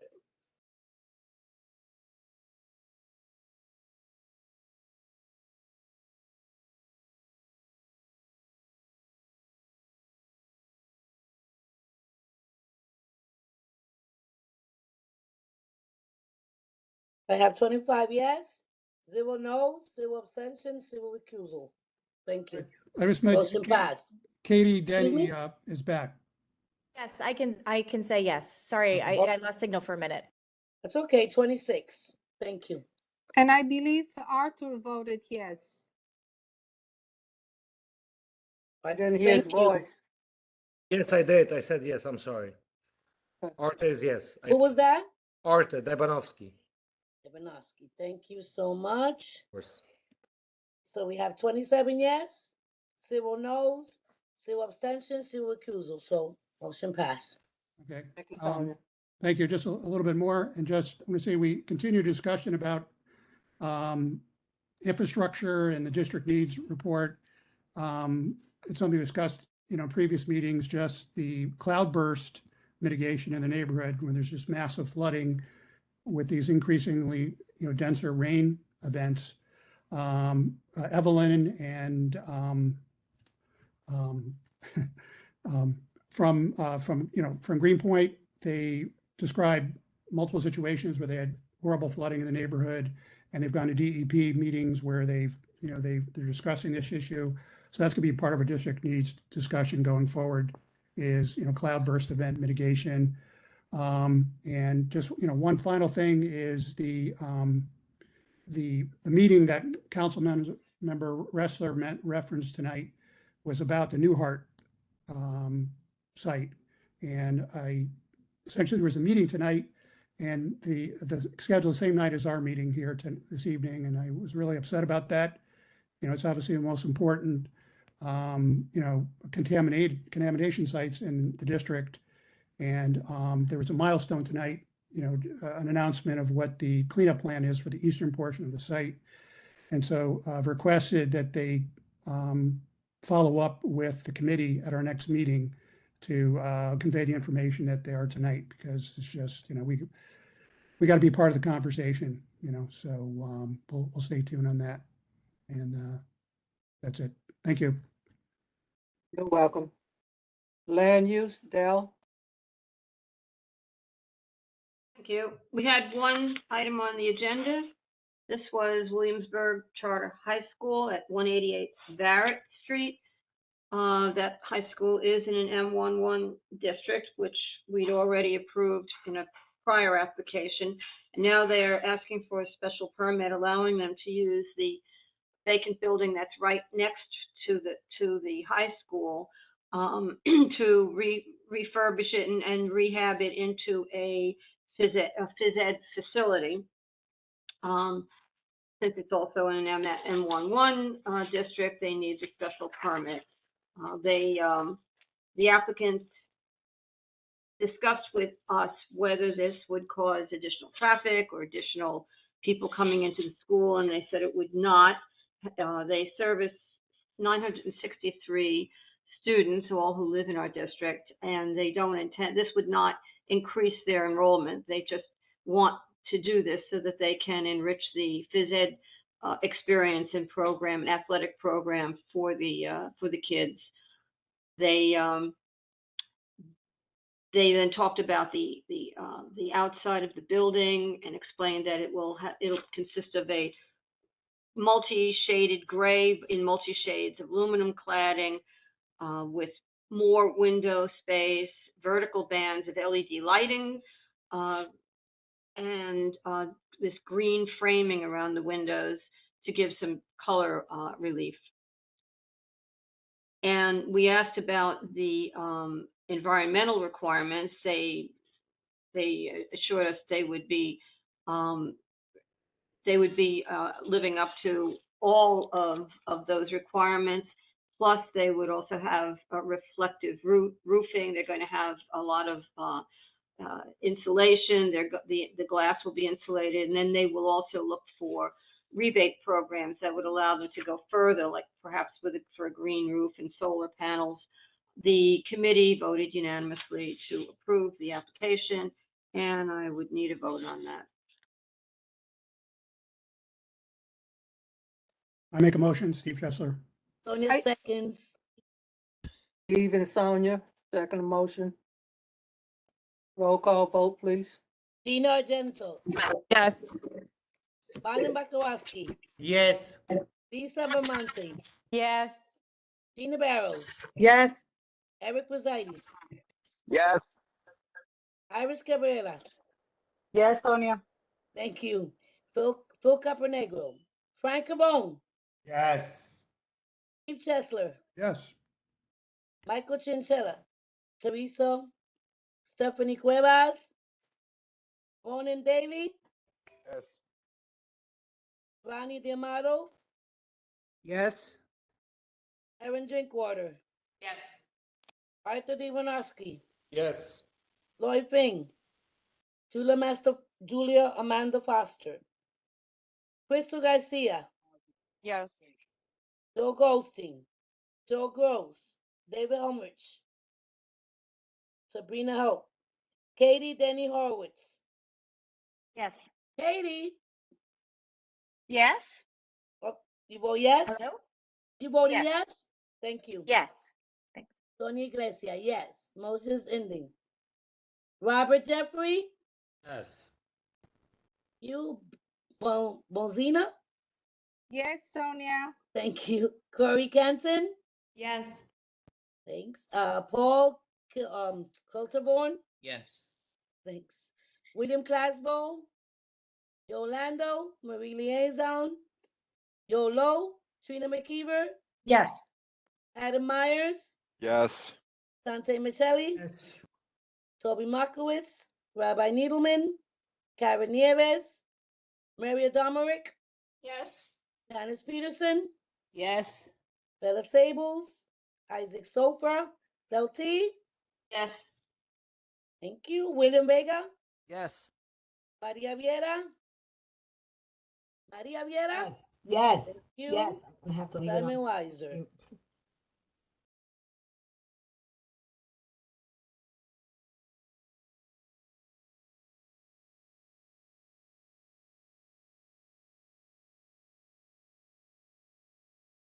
Twenty-seven yeses, 0 no, 0 abstentions, and 0 recusal. Motion passed. Thank you. That's it for me tonight. Thanks. Thank you, Dale. Capital budget, Gina Barrows. Good evening. The Capital Budget Committee met on October 5th. And in attendance were three members of the committee. But there was also three members of the community board, full board, and also the chair of the committee, community board chair. So everybody participated. And the agenda was to revise the district needs statements for fiscal year 2024. In preparation for the Budget Committee's revision of the district's needs statement, Ms. Barrows summarized that under the city charter, community boards are given a broad range of responsibilities for advising the city about local budget needs and priorities. This assures that local community opinion is considered when the city allocates its resources and services. Ms. Barrows clarified that the district needs statement has capital and expense budget request items that are prioritized with assigned numbers. Capital budget priorities are 28 request items. Expense budget request has 26 request items, and there are 6 community support items that are not prioritized.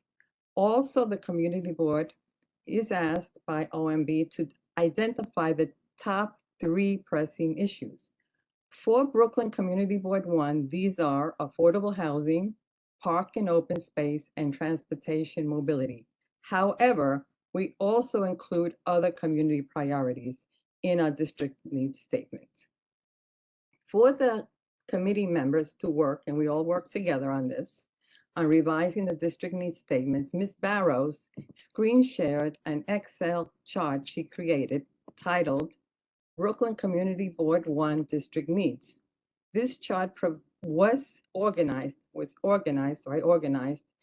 in the 7 policy areas, followed by the responsible agencies, followed by the committees of Brooklyn Community Board, of our Brooklyn Community Board. Therefore, it's easier to follow. It also includes the explanation for each request item and the OMB's response to the submitted item. The last column of the chart documented the public and committee comments received and our follow-up responses. Now, this chart will be shared with all the committees so that we can take a more proactive approach to monitor and advocate for the committee's district needs request statements during the year. Therefore, I started this year working or sharing a lot of this information and working and organizing with the Transportation Committee. I've reached out to some of the other committees, but I foresee that we can work together and using this chart and coordinating how we're going to be more proactive with these district needs. Now, the meeting, when we met, committee members attending the meeting met and we reviewed the responses and made the following and had discussion, and we made the following changes to the district needs statement that I am submitting today. And it's attached to this. First, the capital budget request item number 7, new comfort station for WNYC Transmitter Park. We changed to from priority number 7 to priority number 3. WNYC Transmitter Park is a very well open space on our waterfront. A comfort station is greatly needed on the site to accommodate the many users, including children and their families, and also park department gardeners and maintenance staff. Capital budget item number 10, construct a new school at PS 18. OMB's response that this request was funded, therefore it was removed from the budget submission. Capital budget item number 11, proposal for the new school, PSIS at the DuPont Street development. OMB responded that this request was funded, therefore it was removed from the budget submission. Capital budget item number 17, reconstruct Montrose Avenue from Union Avenue to Bushwick. OMB responded that this project was completed a prior fiscal year and that it be withdrawn from the budget submission. Capital budget item number 28, transportation infrastructure requests the seats and bus shelters be added at certain identified MTA bus stops. OMB responded that city benches do not need to go through the community budget process and can be requested by going onto the website they provided. And this is the website provided, and we can follow up with that. And this request item was removed from the budget submission. Added to the capital and expense budget submissions were the following. Capital budget request item number 10, PS 250 George H. Lindsay School District 14, request allocating funds for electronic school sign and security cameras. The principal of the school reached out to Capital Budget Committee and has lobbied for this request. The plans for the school signs were approved as per the principal, but he was told that they did not have the funds and that he should come to us for help. The signs and security camera will improve communication with parents and students and act as a security system that will be a deterrent and provide the school with another layer of security. Expense budget request number 23, cash basins cleaning should be maintained and increased to eliminate and prevent debris buildup from maximizing water damages from streets during downpour and other rain sessions. Climate change has brought much heavier storms, flooding, and even flash floodings to New York City. Recent storms have illustrated the danger of clogged catch basins. Expense budget number item 24, fund a comprehensive study of stormwater management measures to help mitigate the increasing onslaught of cloudburst events that chronically cause severe flooding in homes and businesses in the street. And then the explanation we have here that we've heard discussed as part of the environmental committee. And then the final budget item number 25, expand the New York City organic collection program to include an education program on organic collection and composting. Our community lacks robust education and outreach for organic composting, which is critical for the success of municipal composting. And we said it should also be included in the schools. Okay, so attached to this report, everybody received my draft of the district needs statement on page number 1. The first section is from 1 to the 28, and that's the capital budget. And then the second section is from 1 to 26, and that's the expense budget. And that's the updated budget, and it's attached to this report. So I will need a vote on this. This is submitted. I would need a vote. And it's to be submitted before October 29th. I make a motion, Del T. Second. Ronan Daly, I second that motion. Wait a minute, the motion is to approve. Yeah, to vote for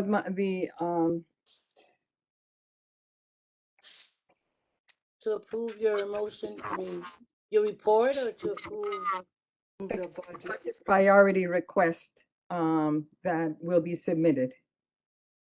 Okay. Okay, it was Dell and Ronan Daly that made the motion. Roll call vote, please. Gina Argento, Yes. Baden Bakarowski, Yes. Lisa Bamonte, Yes. Gina Barrows. Gina, Yes, yes, I had that mute here. Okay. Eric Bezaitis, Yes. Eric, Yes. Iris Gabriela, Yes. Phil Cabernego, Frank Cabone, Yes. Stephen Chesler, Yes. Michael Ciancelli, Teresa, Stephanie Cuevas, Ronan Daly, Yes. Giovanni D'Amato, Yes. Erin Drinkwater, Yes. Arthur Ivanowski, Yes. Lloyd Fink, Yes. Lloyd, Yes. Thank you. thank you. Julia Mando Foster, Crystal Garcia, Crystal Garcia, Joe Goldstein, Joe Gross, David Helmick, Sabrina Help, Katie, Denny Horowitz, Abstain? you abstain? Sonia Iglesias, yes. Moses Ending, Robert Jeffrey, Yes. Bozina, Yes. Corey Canton, Yes.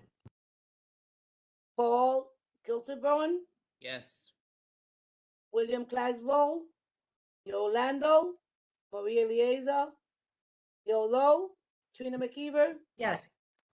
Adam Myers, Yes. Sante Michelli, Yes. Toby Markowitz, Rabbi Needleman, Karen Nieves, Mario Domerick, Yes. Janice Peterson, Yes. Bella Sables, Isaac Sofer, Del T, Yes. William Vega, Yes. Maria Viera, Yes.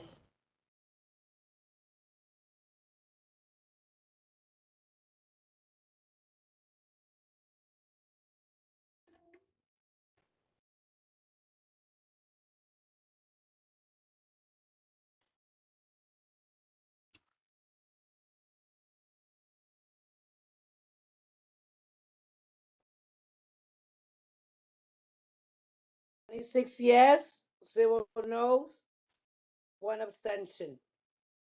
Motion passes. Thank you, Sonia. Transportation, Eric?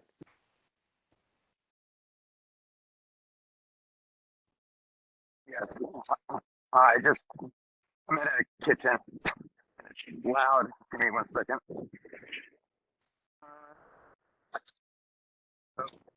Can everyone hear me? Yes. Thank you. Okay, so we met on Thursday the 6th. We did not have a quorum due to all the fun stuff that was happening in the neighborhood as well as the holidays.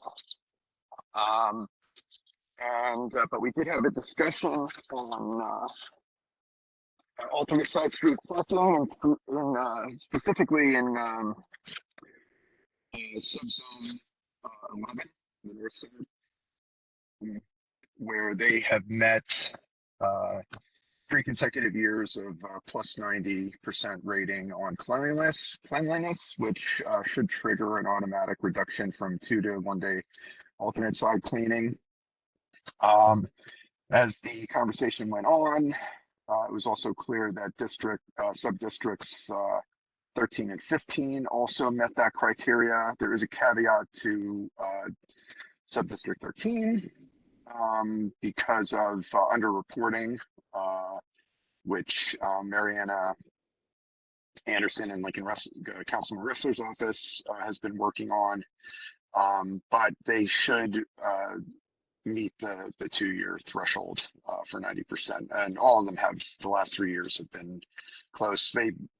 District 13 missed it by like 2 points or something. So we did not have a quorum, but it was the consensus of the committee that we should ask the Mayor's Office of Operations and Department of Sanitation to reduce the alternate side parking in 11, 13, and 15 sub-districts, sanitation sub-districts from 1 day a week, from 2 days a week to 1 day a week. I will just say that part of the problem with implementing this is a budgetary issue. They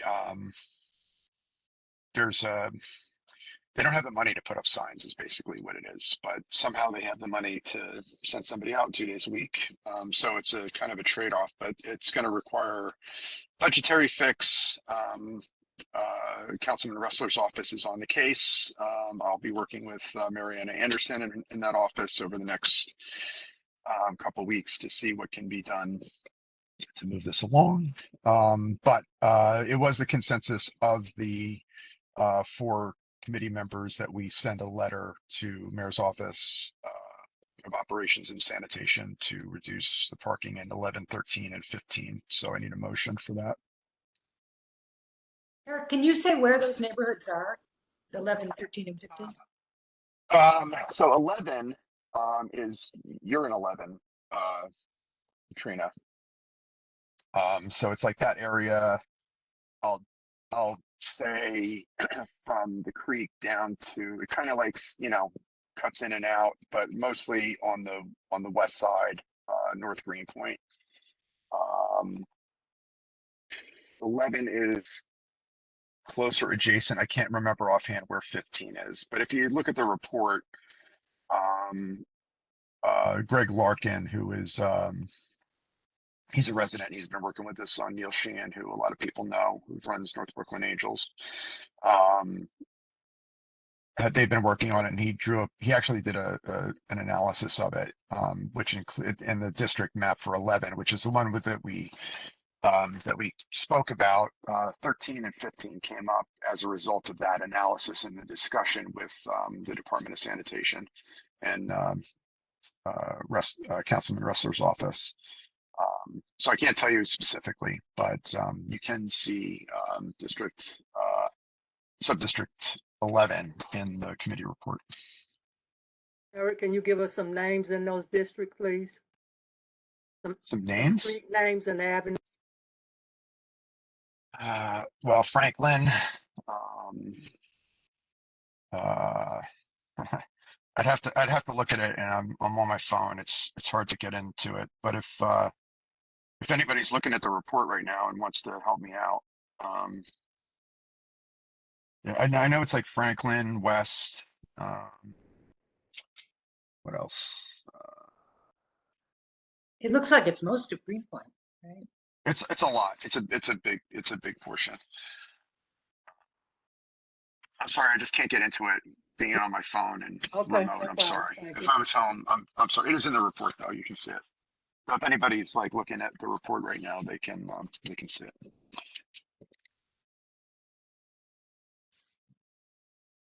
Can I make a motion to, This is William Vega. I just want to correct Mariana's last name is Alexander, so it's correct in the Oh report. yes, Alexander. Sorry. Okay, no problems. I just confirmed with her. She didn't change her name. Bye bye. Yeah, no. I'm doing this notes free, so I'm a little at a loss. I apologize. Okay, is there a second to Trina's motion? I second. Trina and Adam Myers, roll call vote, please.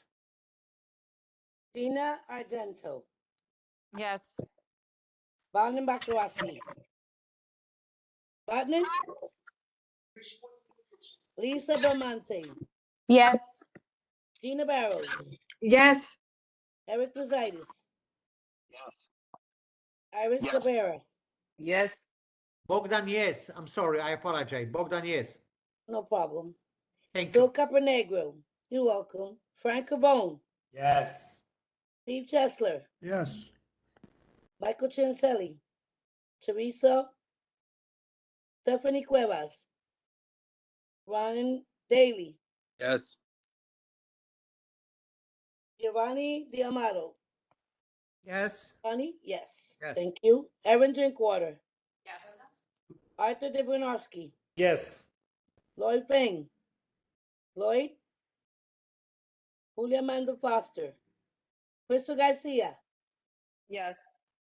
Joe Goldstein, Joe Gross, David Helmick, Sabrina Help, Katie Denny Horowitz. Yes. Katie? Okay, thank you. Sonia Iglesia, yes. Moser Ending, Barbara Jeffrey, Yes.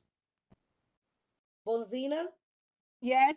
thank you. Corey Catton, yeah, yes, thank you. Paul Kulchenburn, Yes. thank you. William Clarksborough, Yolando, Marie Liaison, Yolo, Trina McKeever, yes, Adam Myers, Yes. Dante Maselli, Yes. Toby Markowitz, Rabbi Needleman, Karen Nieves, Mario Domrick, Yes. thank you. Janice Peterson. Janice Peterson? Yes. Thank you. Sorry. Bella Sable, Isaac Sofer, Del T. Yes. Thank you. William Vega. Here. Yes, no, yes. Yes. Thank you. Maria Viera, Yes. Simon Weiser. Simon, I just joined. Hello? Simon, did you hear the motion? Chairman, we're in the middle of a vote. Did you hear the? Yeah, I vote yes. I just joined. That's the holiday. I just joined. Yes, I Thank vote you. yes.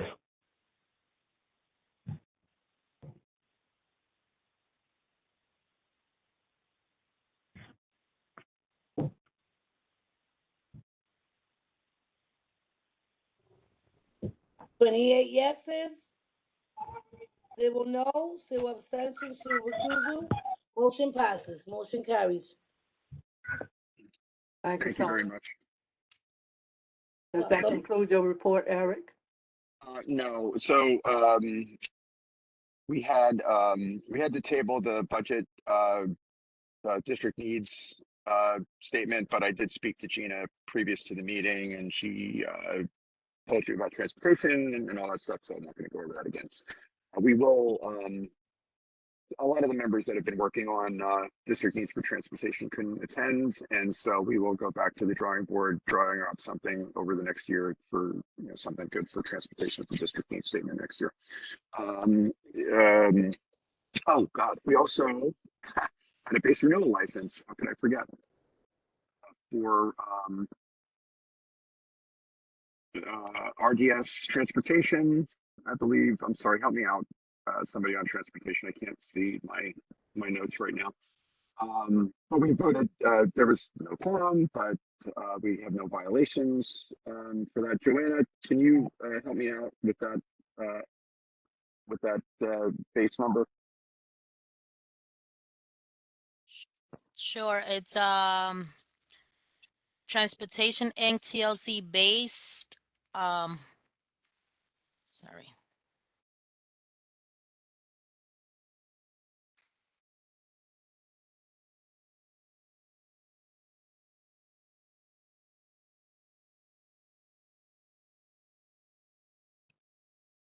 The question is for the base number in the Transportation Yes. Committee agenda.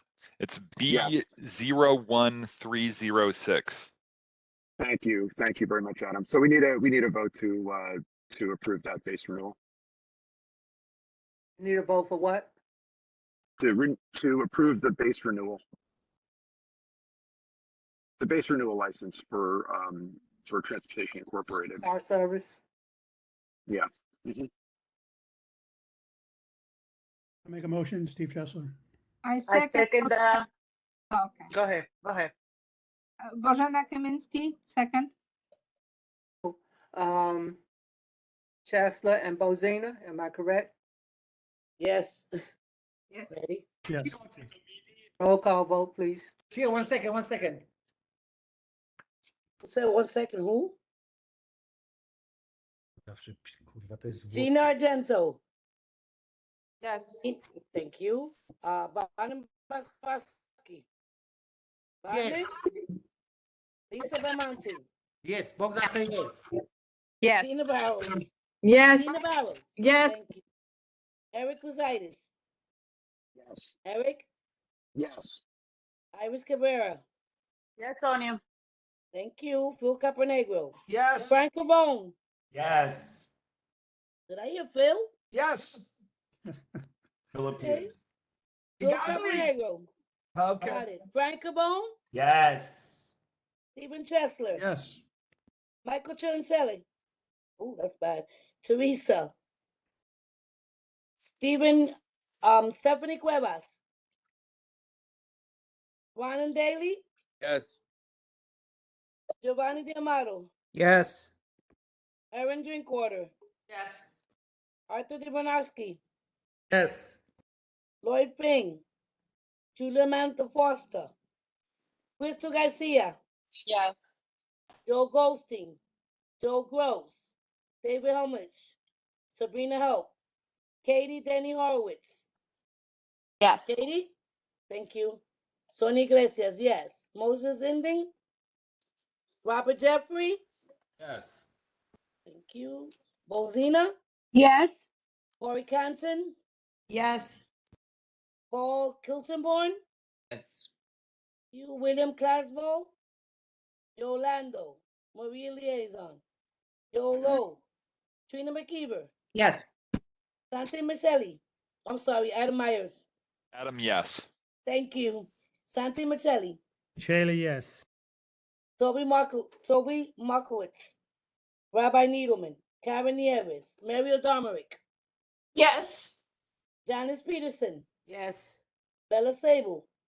Isaac Sofer. Del T. Yes. William Vega. Yes. Maria Viera.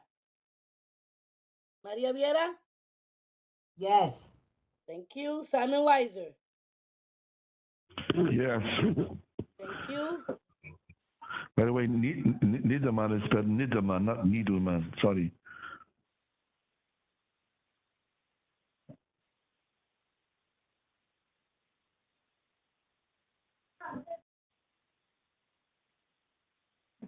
$29 yes, zero no, zero abstentions, and zero recusal. Motion carries. Thank you, Sonia. Is there Thank anything you. else, Eric? Yes.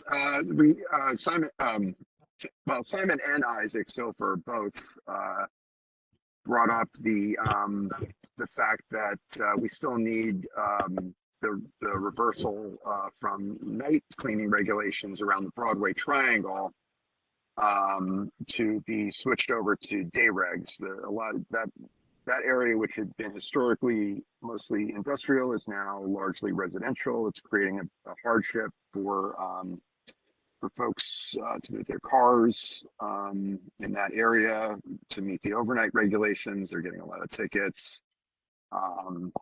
It does need to be changed. There is, Teresa Cunningham from, Department of Sanitation Community Affairs did, say that the analysis, is, completed and the ruling, from sanitation is imminent, but we have the same problem with the budgetary constraint that they don't have the money to, to fund the sign switch over. But we didn't conclusively say that a letter should be sent to sanitation to move it forward. Yeah. And we are waiting for Do you like this my ruling Netflix? from sanitation. Ronan, please mute. Ronan, your mic is open. Ronan Daly. Anybody that's not speaking, please mute yourself. He's muted. Okay, thank you. And so we kind of left it open-ended to see what the determination from the Department of Sanitation was going to be. My sense from what Ms. Cunningham was saying is that we should be getting that sometime before the end of the year. So I don't know if sending another letter, and Simon has been in contact with Deputy Borough Commissioner. Is that Anderson, Greg Anderson? That's the Anderson I was thinking of. And so we kind of left it open, but it does need to be changed.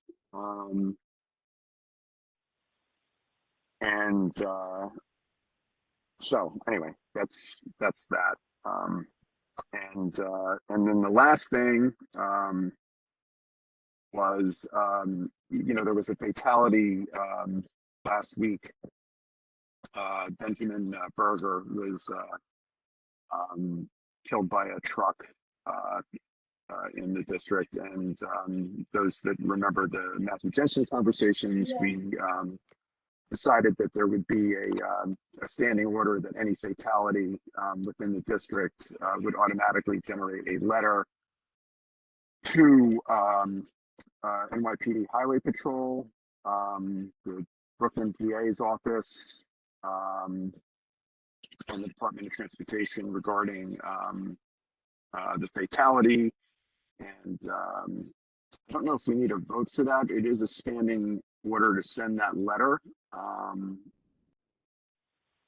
So I defer to the chair if we actually need a vote on that, since we did vote to automatically send letters in the past for any fatality. And I can fill Joanna in on the details later this week about that letter. But I leave it to you, Chair Fuller. Okay. Can I make a point, Eric, please? Let's finish this. Is it about the death of Mr. Berger? Yes. Please, go ahead. So my question, because of this fatality, and if you realize what happened, the truck was coming down Flushing from the BQE and made a left onto Bedford Avenue, and residents complained that because it's a two-way traffic, the vehicles make the sharp turn fast because the oncoming traffic coming against them. So the question was, how about sending a letter to DOT, looking into the idea of making a left turn signal, so that the cars shouldn't have to make this fast left. So it's just the idea how to improve the safety, basically. Very busy intersection, and the cars making the left from the other side and make it very fast because they don't want to hit the traffic which is coming against them. So it would be, I don't know if it's the point to do it, it's like sending a letter or requesting that maybe they look at the study. Okay, we should probably take that back to committee, Simon. Okay. Okay. But thank you for that. That's a good point. So if we don't need a vote to send that letter, since the board has already voted to automatically send a letter for any fatality, I think I could probably close Okay, no problem. But we do need to send that letter, and I'll get back with Joanna. And just one other point on the Okay, let's just make sure that the whole board get a copy of that letter. So they can, yes, we got new board members that wasn't part of that, so let's just make sure Right. that everybody get a copy of it for future reference. and just for the board's information, I will be drafting the letter on the alternate side reduction. Because I need to work with Marianne Alexander on the details about the District 13, the discrepancy with data reporting. So I'll get that into the board office as soon as I can. So that's it for transportation.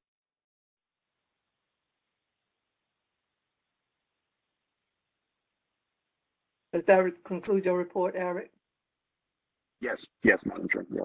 Thank you so much. I would like to take a moment to encourage all board members that's on committees to please try to attend your committee meetings, because I'm hearing most of all the committees that reported tonight, they didn't have a quorum.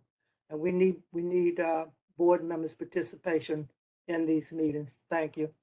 That concludes Madam our. Chair, just on that point, I think transportation has one of the best attendance records, but there were a lot of challenges with the Parks Alliance, Big Gala, the holidays, and there was a lot of reasons for, and also the hearing on the BQE as well. So there were a lot of things going on that made it impossible. So. Thank you, Madam Eric. Chair, I'm if aware I of may, that. I'm not saying who's high or who's low on attendance. I'm just saying I'm hearing a lot of reports tonight that didn't have a quorum. You're absolutely right. There's a lot going on this month. Thank you. Madam Somebody Chair, else if want I to say may, something? yeah, if I may, this is Iris Cabrera regarding the committee. I mentioned that last meeting. I'm part of pre-committee and I check on the calendar and I don't see any meetings. So please, I would like to participate in my committee, but I don't see any meeting schedule. So the education committee and the housing committee, and I don't remember the because I'm part of 3-1. If we can schedule a meeting ahead of time so I can participate, because I'm part of the board, because I wanted to make a difference in the community and I wanted to make sure that we fight for a lot of things that are going on. So please schedule a meeting. Thank you. Thank you. I'm doing my best. Right now, I sent out an email.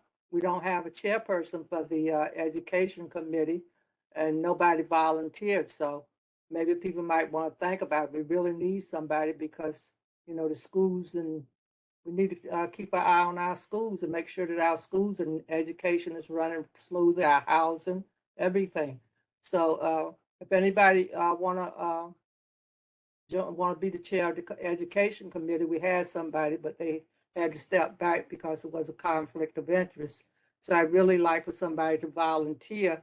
I would not like to appoint anybody and then they say they can't do it or they won't do it. So I really, but if nobody don't volunteer, I guess I'll have to appoint somebody. And then I would think about it. If I can do it, I will be happy to do that. But I have to check because I'm part of different other education. organizations. So yeah. Well, But I give it check some and I'll let you thought. know. Give it some thought and send me an email. I will. Thanks. Thank you so much. Okay, parks. Mary, as written. Electeds, Jonathan Pombozo. Pombozo. Is Jonathan still here? From the DA's office? Is Jonathan still on, Joanna? I thought I saw him. I saw him on once, I don't know.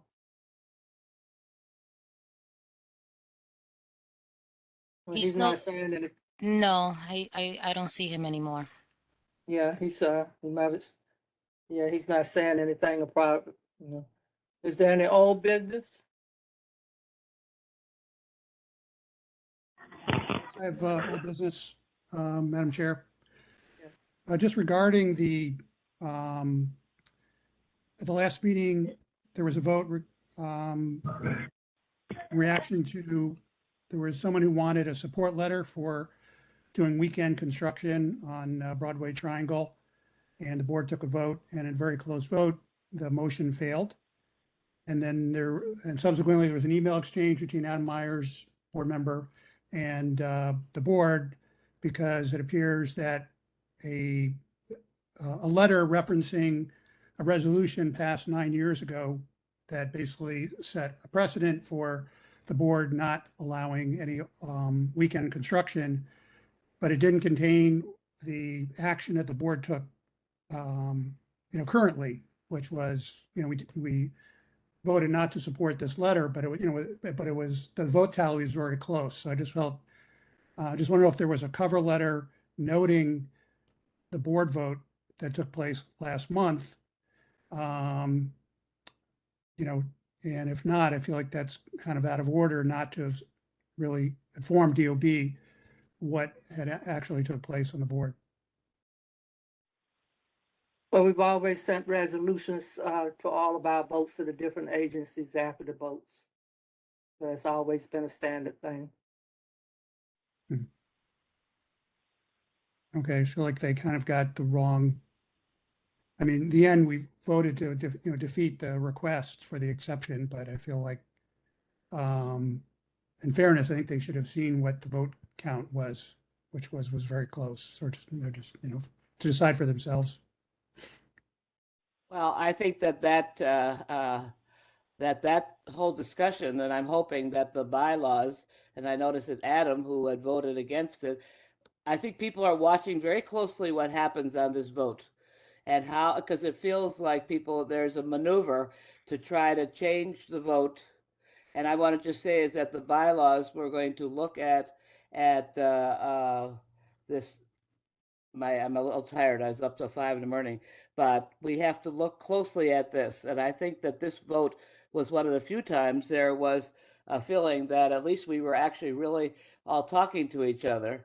And we brought up a very important issue about the quality of life in Williamsburg Greenpoint and what matters. And I'm not going to argue my point or argue against yours. I'm just saying is that when you open this up now, this would require, if you're trying to go back to that vote, or you just want the DOE to ignore it because it was close. I mean, I didn't know that close votes meant that one could ignore it. I mean, what are you trying to get? What are you hoping will happen, Steve? Well, it just seems like the board took an action that was not approved. The board, there was a motion to approve a letter be issued in support of that gentleman's request for weekend construction, and that was defeated. So I feel like I was under pressure nothing would happen, but instead a letter went out basically reiterating the board's resolution from, position from 9 years ago. So I just felt like I wasn't aware that letters just kind of, You always send an updated letter. The letter was not from nine years ago. The letter was the date of the board meeting and the date of the vote. Like I said, we always send a resolution the next day to different agencies where we had to vote on an item. I thought it said 2013, but. Yep, the resolution was dated 2013. Yeah. That was when it was first voted on. Right. I mean, just to sort of echo what Steve is saying, I don't think anybody here is really eager to relitigate the vote we had last time. But upon, or maybe Jan is, I don't know. No, there's conflict of interest. Conflict of interest was the big thing, my dear. Well, no, I want to move right past relitigating what happened last month. Okay, good. Let's see if you can. What I want to suggest is that it seemed to me that having and I'm very new, and so you guys all know tons about history that I don't know yet, but it seems to me that having these standing resolutions from a decade ago that are not distributed to new members, not publicly accessible in any manner, sort of leaves a minefield for community members that may want to bring business before this board. If the applicants at the last meeting had known that when they bring this DOB request to our attention, the likely result is going to be that we're going to actively oppose them, I think they probably would have not brought it to us. They instead would have rolled the dice and just gone Excuse to the me, DOB. Mr. Myers, I'm sorry. Yes, I'm sorry. This is Joanna. Hi, Joanna. I did email Mr. Frank. I did email him the letter because this is the standard procedure that we email the letter when they do ask for after hours variance permits. So he was informed about the letter. He was informed before he made his request. Right. Yes, I he did was. send it to him. I see. I didn't realize that. In any event, it was certainly news to me that we had this long-standing policy here, and I wonder whether there would be any way that we as a board could undertake to like identify those resolutions from the past that are deemed to have sort of continuing effect and authorize new actions without other board approval. And just sort of like we took a new vote on the item. We didn't go by 2013. We took a new vote on the item. well, we took a vote on the question of should we write a letter in support? And we answered that question, no, we should not write a letter in support. We did not vote on the question of should we write a letter in opposition? And so the board's authority for writing that letter in opposition, they're pointing back to this 2013 resolution, and I get it, there's a logic to that. But if that's going to be the case, wanted you to know the history of the vote. That's all. It was for your information. I appreciate that. But you're the head of the bylaw committee, Adam. This goes to, you can have a committee meeting and discuss this. Yeah, Jen, I'm looking forward to discussing it with you at committee. Yes. But anyway, so I'm sort of generally echoing some of Steve's concerns, and I'm expressing my own interest that we might identify which of these resolutions are going to have continuing effect like this, and make them distributed at least to the board members in some way, if not to the community as a whole. That's all I want to say. If you can figure out how to do that, that'd be very good. Could the whole board get a copy of the letter that actually did go out so we can better understand what we're talking about? It's included as an attachment to the minutes of the last meeting. Oh, is it? Yes. Yeah. Yes. And remember, Everything's one attached staff with person. the minutes of the meeting that we vote on. So that's, we did take a new vote. We just sent you just sent you the history on it. But we did inform Frank Lang when he contacted us about this. We did inform him of the resolution. Is there any other old business? Any new business? I Madam want Chair, to make an announcement. Simon.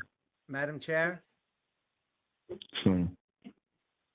who's recognized? People calling my name. I know it's Simon and somebody. Giovanni D'Amato. Yeah, Simon.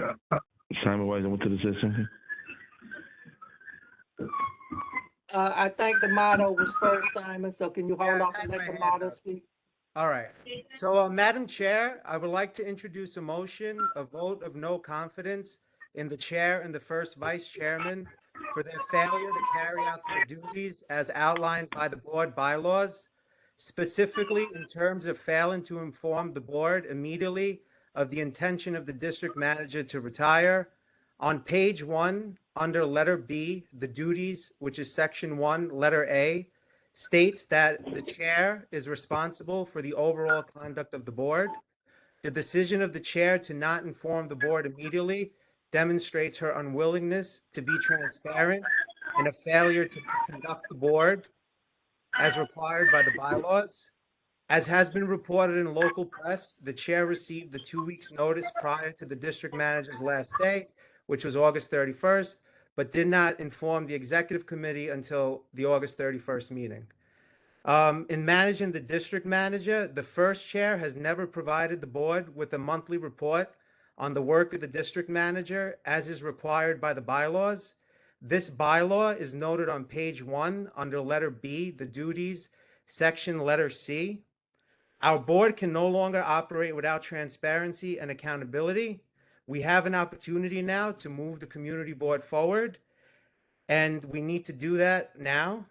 As demonstrated by my motion, the chair and the vice chair have failed to carry out their duties to the board and to our community at large. Because of this, I move for a vote of no confidence in the chair and the first vice chair. Second the motion. Any discussion on this?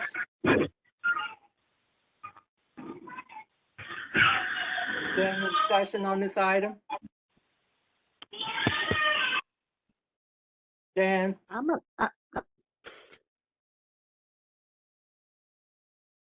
Dan, you had your hand up?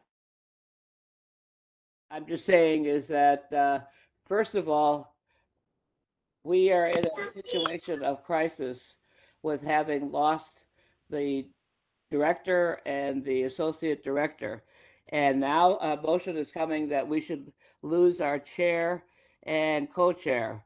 I think that that's really the timing and the discussion about how we might use your resolution, I think can take place. I think people should talk about it. I have never heard, and I've been on the board for, I don't know, 40 years, that anybody has come up with a no confidence. So you're bringing up, it may be in the bylaws.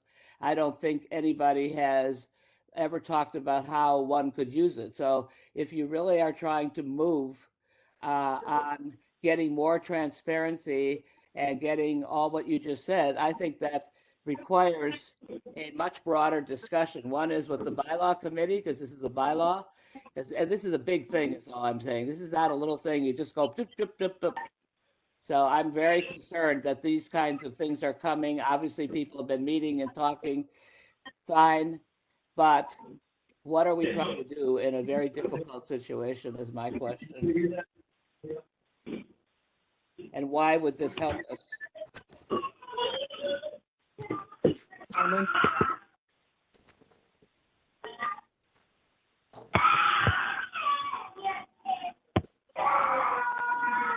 Can somebody please mute themselves?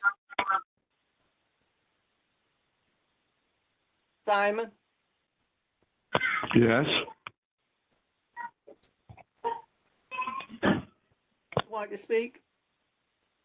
No, but a different issue. I just wanted to make clarification. None of this that I was able. Today's the holiday, Jewish holiday. Just finished. Isn't there a motion on the floor? There's a motion on the floor.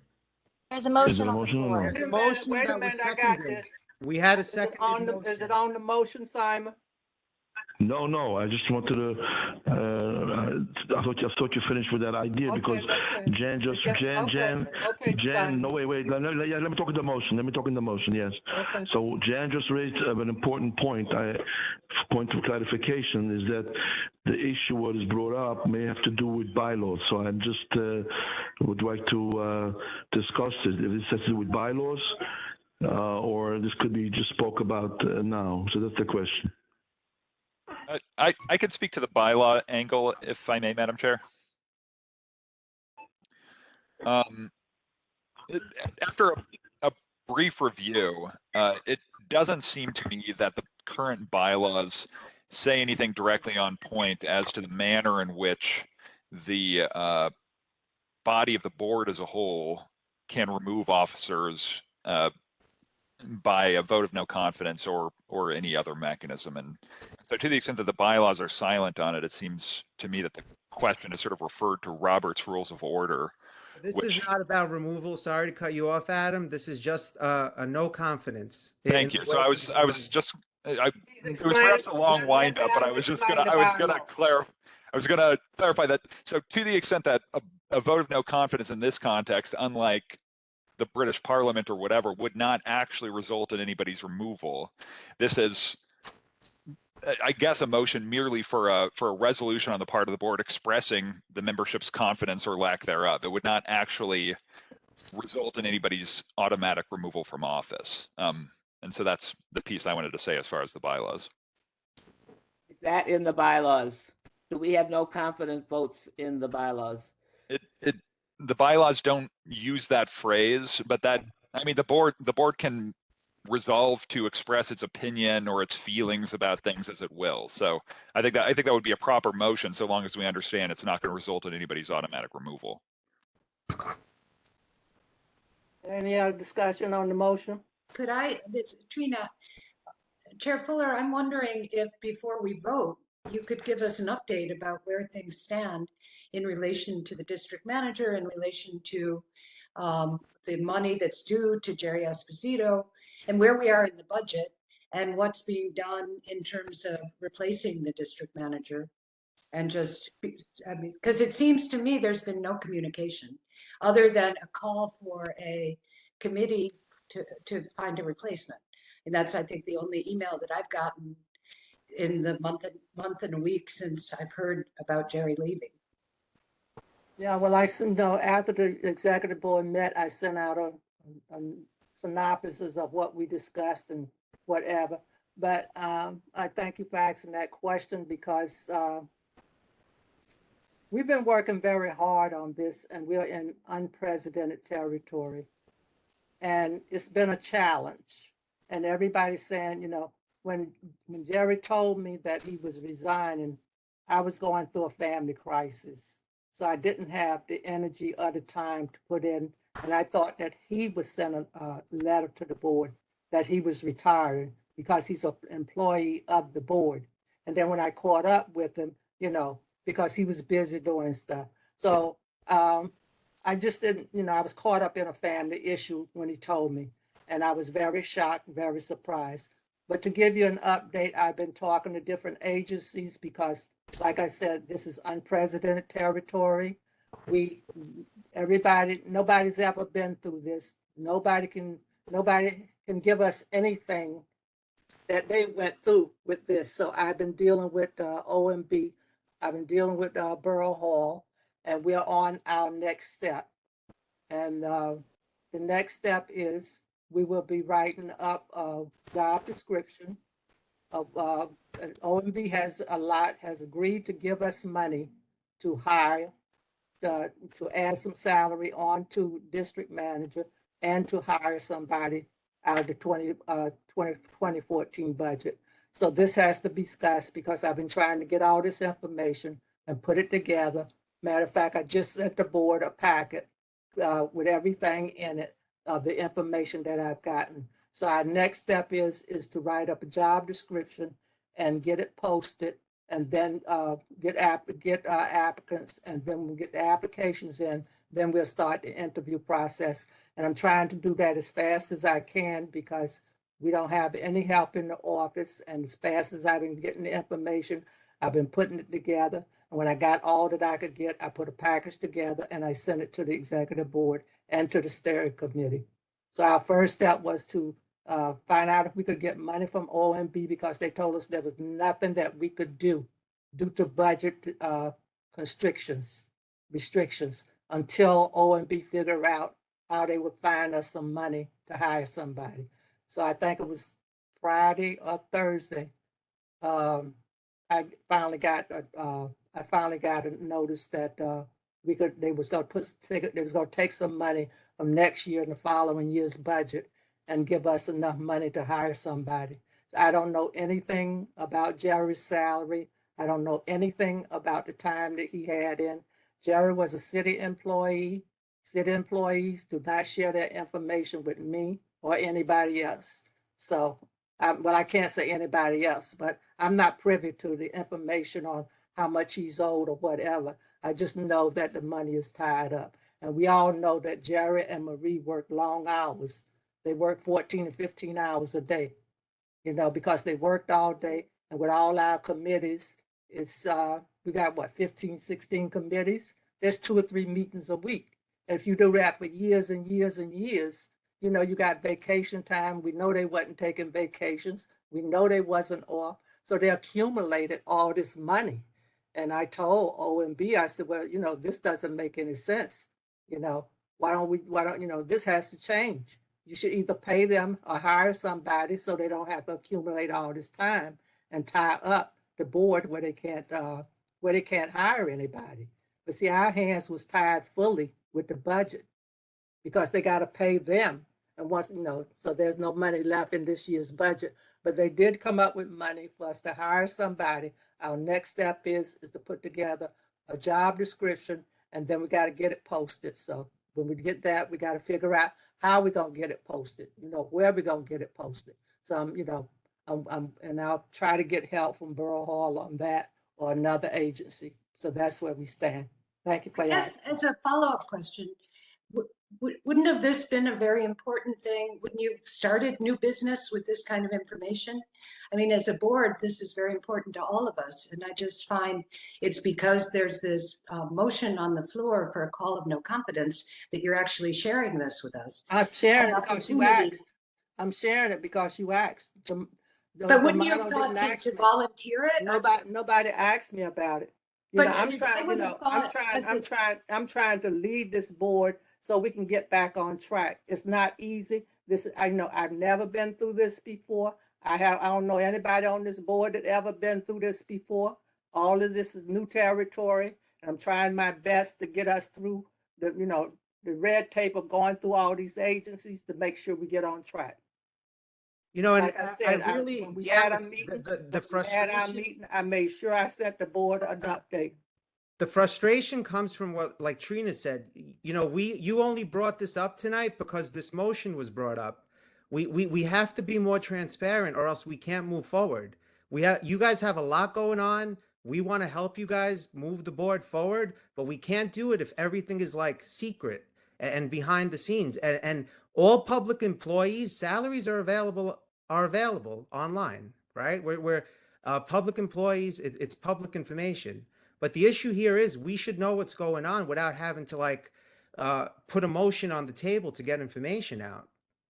Yeah, I asked the question. also I add answered. that If this you'd isn't- have asked me that question, I would have answered you too. I'd also add that this isn't a new situation. This has happened. It happened in community boards across the city. So, other community boards did handle it differently.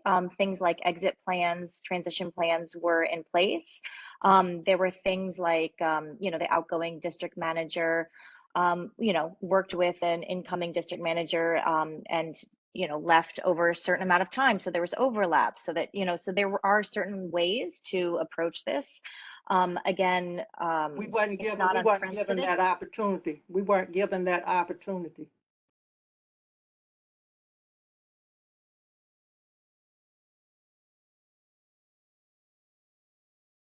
Right. This is Steve Chesler.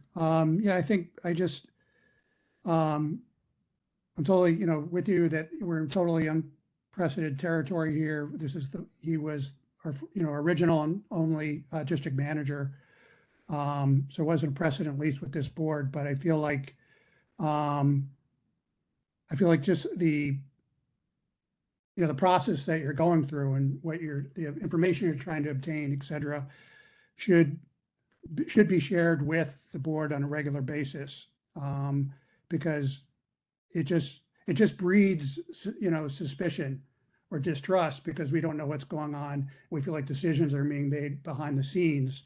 And I feel like if you're more forthcoming with the board on a regular basis, then maybe we could help you. The search committee could help you draft the job description. And That's why I had to appoint a search committee. Mhm. I'm following the steps that they told me. Like I said, we talked about this at our last board meeting, and when we had the executive board meeting, we talked about it. I sent our discussion to the full board. I have nothing to hide. I'm just trying to make sure that we stay on track and keep the board on track, to do the best we can to make sure that the district get what it needs without the help that we had before. I'm lost just like everybody is, but everybody else. But I'm trying my best to get the information, and so far I've gotten enough for us to get started. So, like I said, the sooner we move on this, the sooner we'll be able to hire somebody. And the fact is, Steve, I think that this has been a good beginning to make this point very clear that people do want a certain way to be communicated to. I think it's good that Giovanni brought it out. So we have brought out what people feel. We do want more transparency. And I think she's responding now. We can't go back and redo, but we can help. We now know what the situation is. And I thought Lincoln also, didn't he bring up that who was the person that was going to help us on this whole process? Who was that from the Borough Hall? Huh? Borough Hall? Borough Hall. And and has he been helping, by the way? We've gotten information that we needed from them, but we know. I believe that Bruno Daniel from City Hall, or from Borough Hall, excuse me, has had his hand up for a while in the attendees section of this. I'm not sure if he wants to speak on this particular issue, but just while we were talking about Borough Hall, I thought I'd mention that. Oh, okay. Well, Bruno, I wasn't looking at the participants. Bruno, you want to speak? Yep, I'm here. Can people hear me? Yes. Great, Yeah. great. I mean, generally, I wanted to just introduce myself earlier during the announcements, but yeah, I guess the setup here is just I'm sometimes still struggling with WebEx myself. But yeah, I mean, I can just give a little bit of an update I got from when I spoke with our chief of staff and our general counsel. Yeah, it's much to the effect of what's been reported. Greg has been working with Madam Chair on what to do, but I think we would reiterate that we can provide assistance, but this is very much a process that needs to be spearheaded and led by the board. Like, we don't manage the board ourselves. So I think, at least on our end, some of this is news to me that these steps are being taken, because where we were at, we were wondering whether a meeting was set up with OMB or not, because Greg is still Repeat waiting. what you said, what's news to you? The steps that you heard something Thursday or Friday for receiving money from a future budget. Yeah, because I know Greg is waiting to know if there's going to be a meeting that he'd be happy to join and assist at. I was directed by HR to talk to OMB, and that's who I talked to. So, maybe I should send Greg the packet, but I haven't spoke to Greg. Yeah, I think, that could be helpful. And if a meeting is something that you think is duly appropriate and helpful, also let us know on that. Yeah, I mean, I know there was a recommendation or a proposal to set up a committee specifically to work on this. And we still had question marks on whether that happened or not. It seems like you said a search committee has been appointed. But yeah, I mean, in general, like, we continue to be here to help. But Greg has done a few other specific things. He's reached out to the law department and DCAS on other options on what might be a possibility. But yeah, I mean, we can only do what we're asked to respond to do and kept in touch. We've gotten the help that I asked for from HR. Okay, well, that's all I had to say. Thank you. You're welcome. Can I ask a question, Dell? I'm happy, I think, to hear that OMB said they've found money, but the last time we spoke at the executive committee meeting, we were told that we had to agree that they would take that money from the our next year's fiscal budget. And so we wanted them to tell us what the consequences of that would be. What would that mean for us if they do take that money from next year's budget? Does that mean we give something up? So did they give you that information? No, we didn't get an answer to that question. They just sent us what, I sent it to you, Dell. Okay, because I thought we agreed that we really couldn't agree to anything unless they told us just what the full consequences would be of any agreement we made. Well, I sent you the information that I got from OMB spelling out what we could do and what money they have gotten for us. So they know that we're in dire need of getting somebody, and they went out. Are we giving something up in order for us to agree to that? Not to my knowledge. Because we asked them what the consequences would be of them taking that from our future budget. Nobody told me there would be any consequences. So we got to They find didn't that tell you out. there weren't any. They didn't. I said nobody told me there would be any consequences. I hear you. Okay. So going back to the motion on the floor, I don't know, Adam, if there's a motion on the floor, you're the bylaws chair. Do we do a roll call, or how does that work? I think in a situation like this, assuming that discussion is ended, then yeah, there would be a roll call vote on it.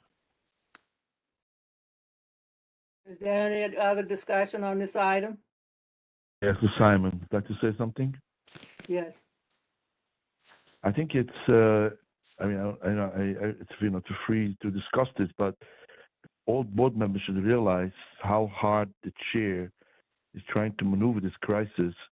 We're waiting for answers from the OMB, the Board of Appeals office. It takes sometimes a week till we get a clear answer on all these questions. And it's a real crisis, and I don't think, not about transparency, it's just, I don't think ever a single board from New York City had a manager working 45 years, is it what it was, and suddenly give 2 weeks notice and just left, As mentioned before, always a manager would stay over and bring in the new manager. In this situation, we have 2 weeks notice, and there's a crisis. Plus, as we know, Maria's out already more than a year. So it's a real crisis. And I think it's, the chair and myself, we're busy with this issue the last couple of weeks. And it's not to do with transparency. No, not getting clear and very overwhelmed, So I just think, I don't think it's appropriate. But look, if you want to go forward with a vote, that's what do as you wish. Simon, your responsibility Can I say as something, please? Simon, your responsibility as second vice chair was to meet with Jerry and report to the full board and let us know what was going on. I just want to, remind everyone of that. Iris, I'm sorry I cut you off. Thank you, Giovanni. I just wanted to say that this is so sad. This is so confused. We've been losing so many good members of the board, and we've been going through a lot over the last 3 years. And I think that we are going too hard. Everybody have their own personal issue, as she mentioned. I don't think there is any bad intention. And also, it's been a lot of things under the table for the last 2 years and a half, and that made me feel sad. So I don't know what is the intention. I see a lot of new members of the board. I see a lot of people that are going to a lot of different directions. I hope that there are good directions for this community, because those who've been in this community for many years have been losing a lot, especially the Latino community, the Black community, and I just wanted to make sure that this is not a plan, and I said it. So this is sad. Thank you. Thank you, Iris. Is there any other comments on this vote? Hearing none, roll call vote, please. Who was the second, by the way? I still didn't hear that. Yes. So what exactly we voting for? I just wanted to make sure. Because It's a motion for no confidence vote. Is that right? Right. So Yes. Yeah, a no confidence vote. So Giovanni, he made the motion. Who second? Well, oh yeah, who seconded? Who's I Katie did? did. Who's that? Who? Katie Denny Horowitz. Oh, okay. Can I ask for one more clarification just before we vote? I'm sorry to do this, but Chair Fuller, you said that OMB has made a commitment to fund the salary, but that you don't, but if that's a commitment as far as you understand on top of our regular budget. It's not a commitment that will sacrifice, that will cause us to have to change, that'll come out of our budget. It's money on top, recognizing the situation that we're in on top of the money that we've already been allocated and that will be allocated for next year, as far as you understand. I just want to, I think that it's really important that we all understand. As far as I understand, they went into the next physical budget to find us money so we could hire somebody because we were in dire need of staff. What the They're taking it out of our next year's fiscal budget, and we wanted to know what the consequences of that would be. Does that mean we lose something? Well, I told you in the meeting that anybody want to ask a question, send it to us in writing. We would send it to OMB. You had She does not know. I did. I did do that. I did do that. That was, you asked me to put in writing the questions that we had for OMB, and I did send them in. The representative, you have all the answers. You got all the paperwork that I got. You got it too. I just want to make it clear, this is as far as it looks like they're not just giving it to us. I cannot fight with OMB. If they told us they was going to give us this money so we could hire somebody, there's nothing I can do.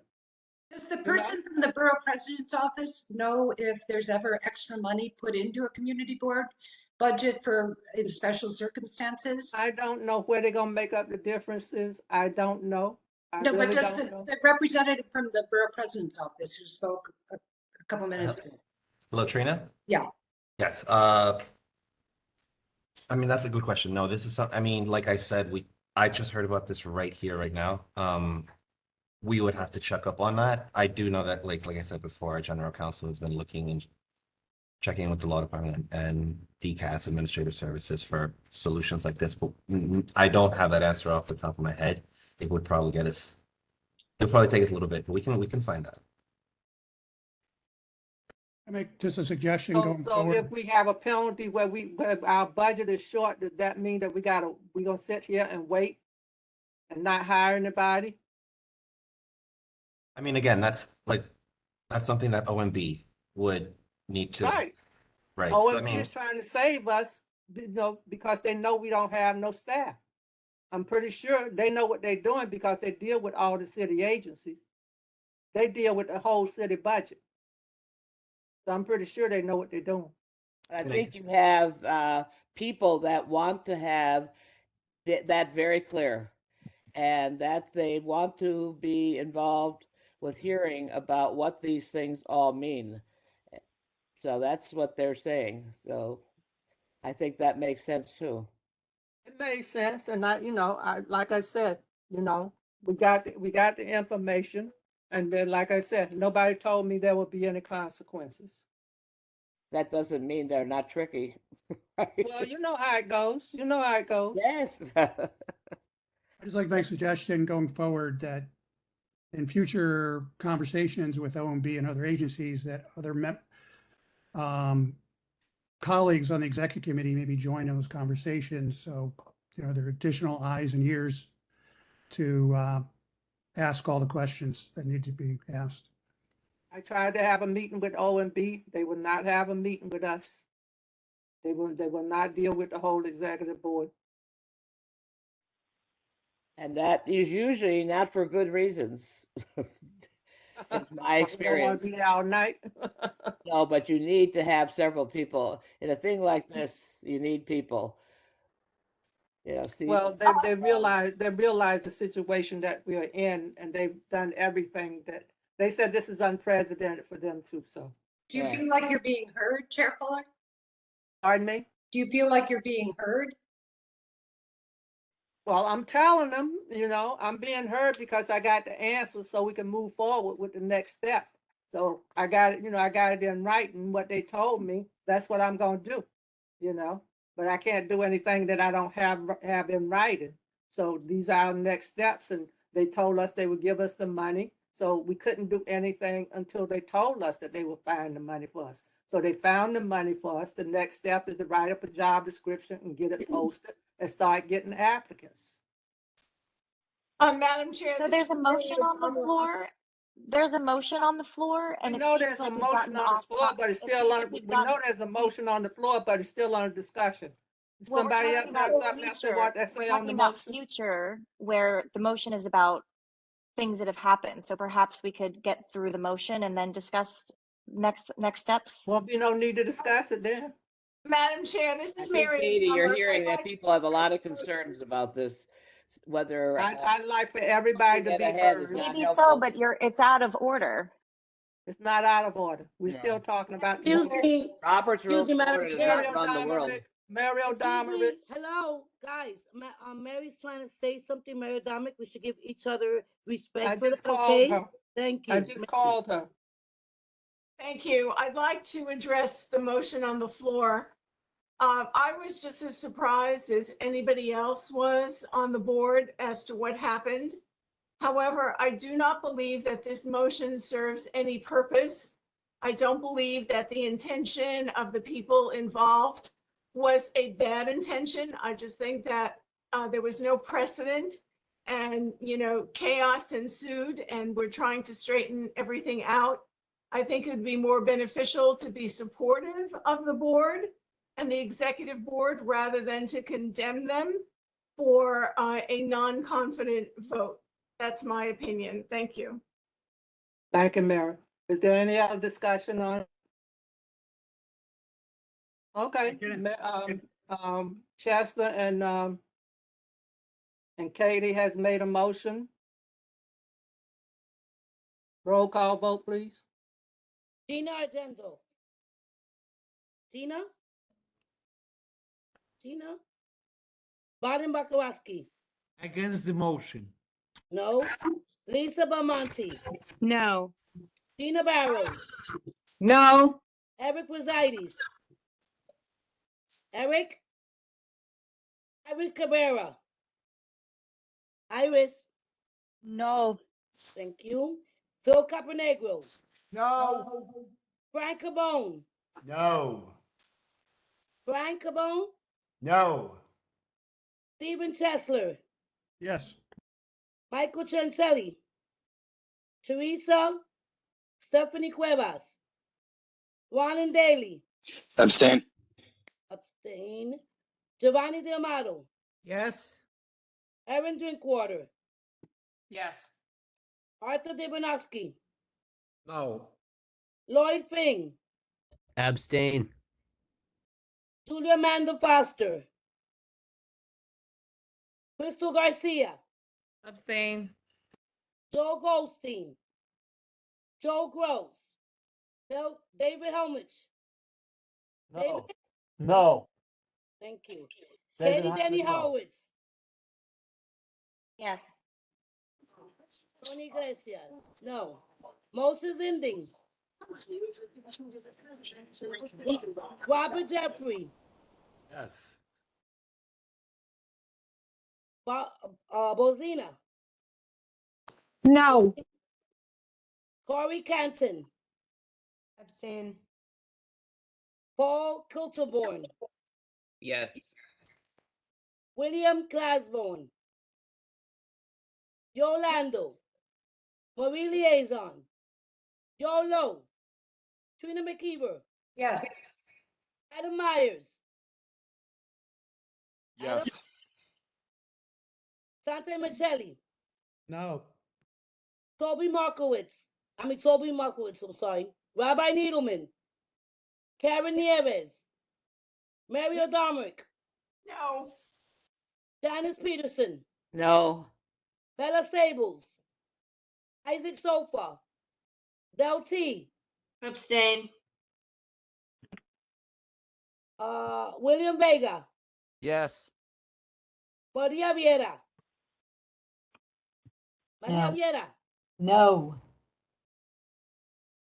Simon Weiser, No. No. Sonia, it's Eric. I abstain. Okay, thank you. I'm sorry, Eric. Thank you. Sonia Frank Carbone, did you get my no vote? Frank Cabone, thank you. I'm new, so bear with me, guys, okay?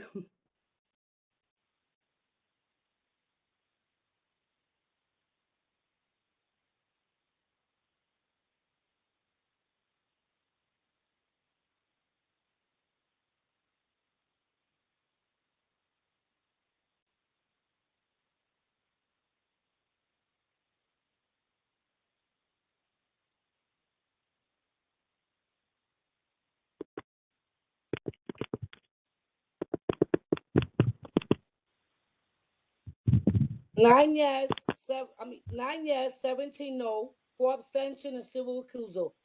Motion fails.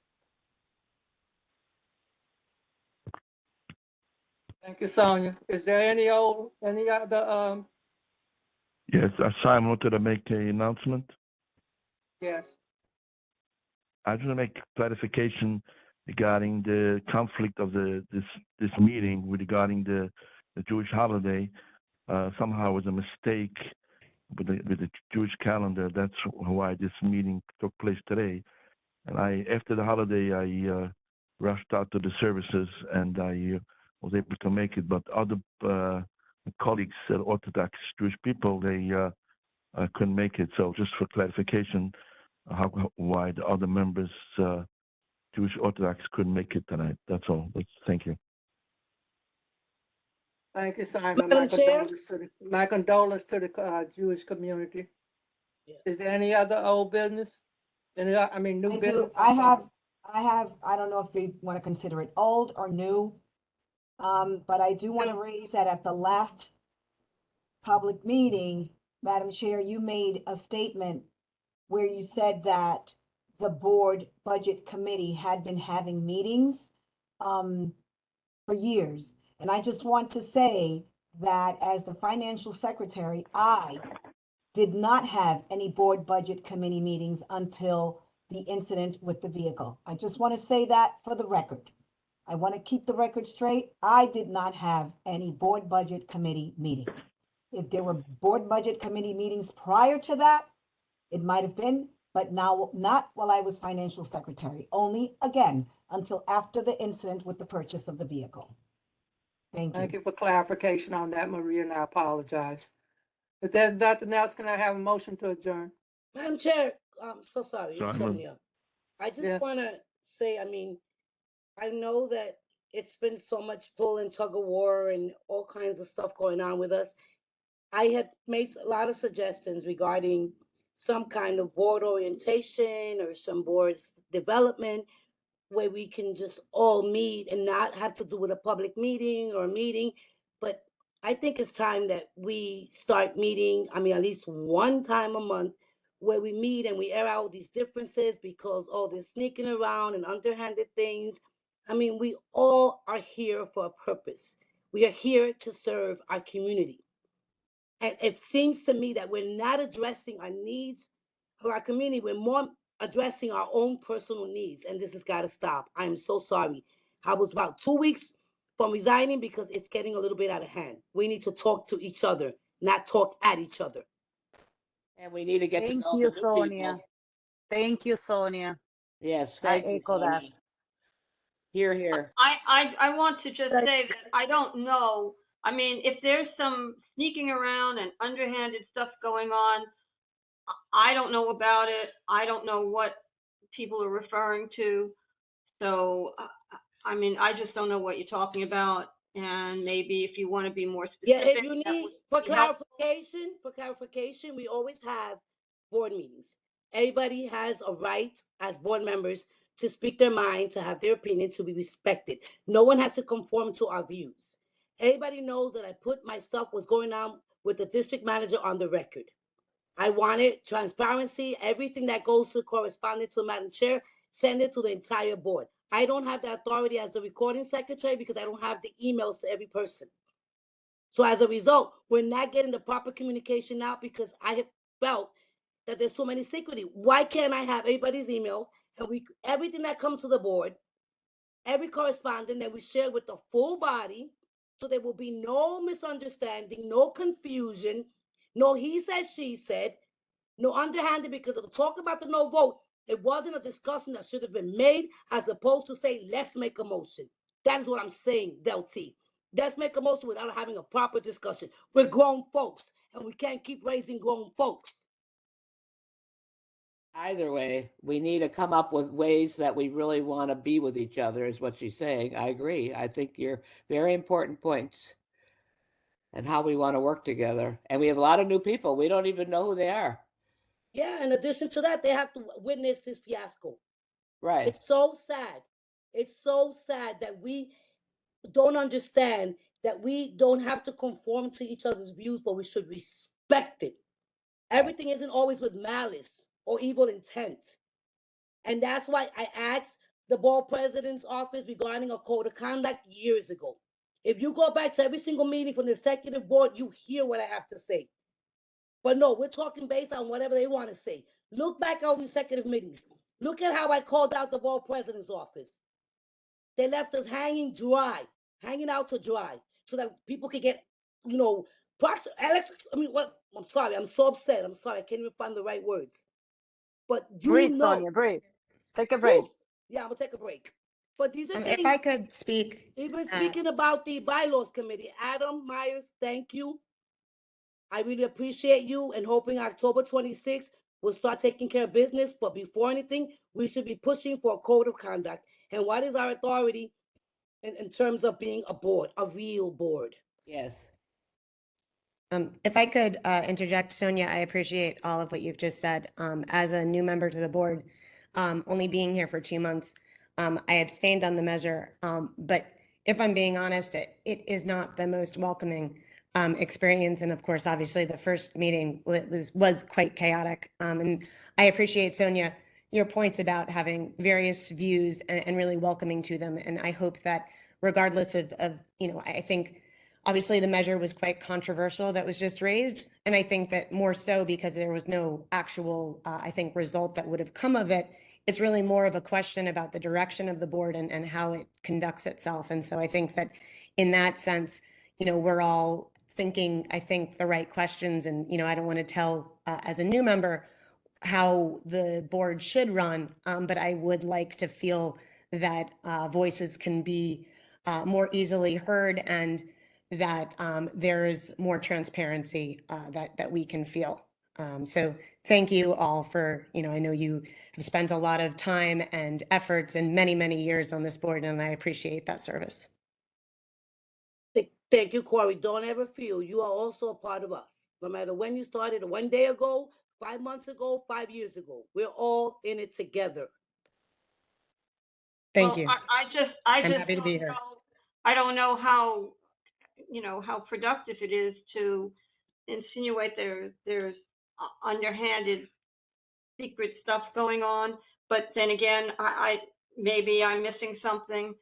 LT, I mean, we can discuss this. I mean, I don't in know. the executive committee. My point is that if there is going to be a vote for no confidence, then as board members, hey, listen, this is what we're planning. Let's talk about this because we're feeling some kind of way. Everybody has a right to be in their feelings. What I'm saying is that this did not happen yesterday. This is something that was brewing. When we have these meetings, it's important for us to speak our minds and not fear anyone. Because we have to be able to have a conversation. That's what I meant by this came out of nowhere.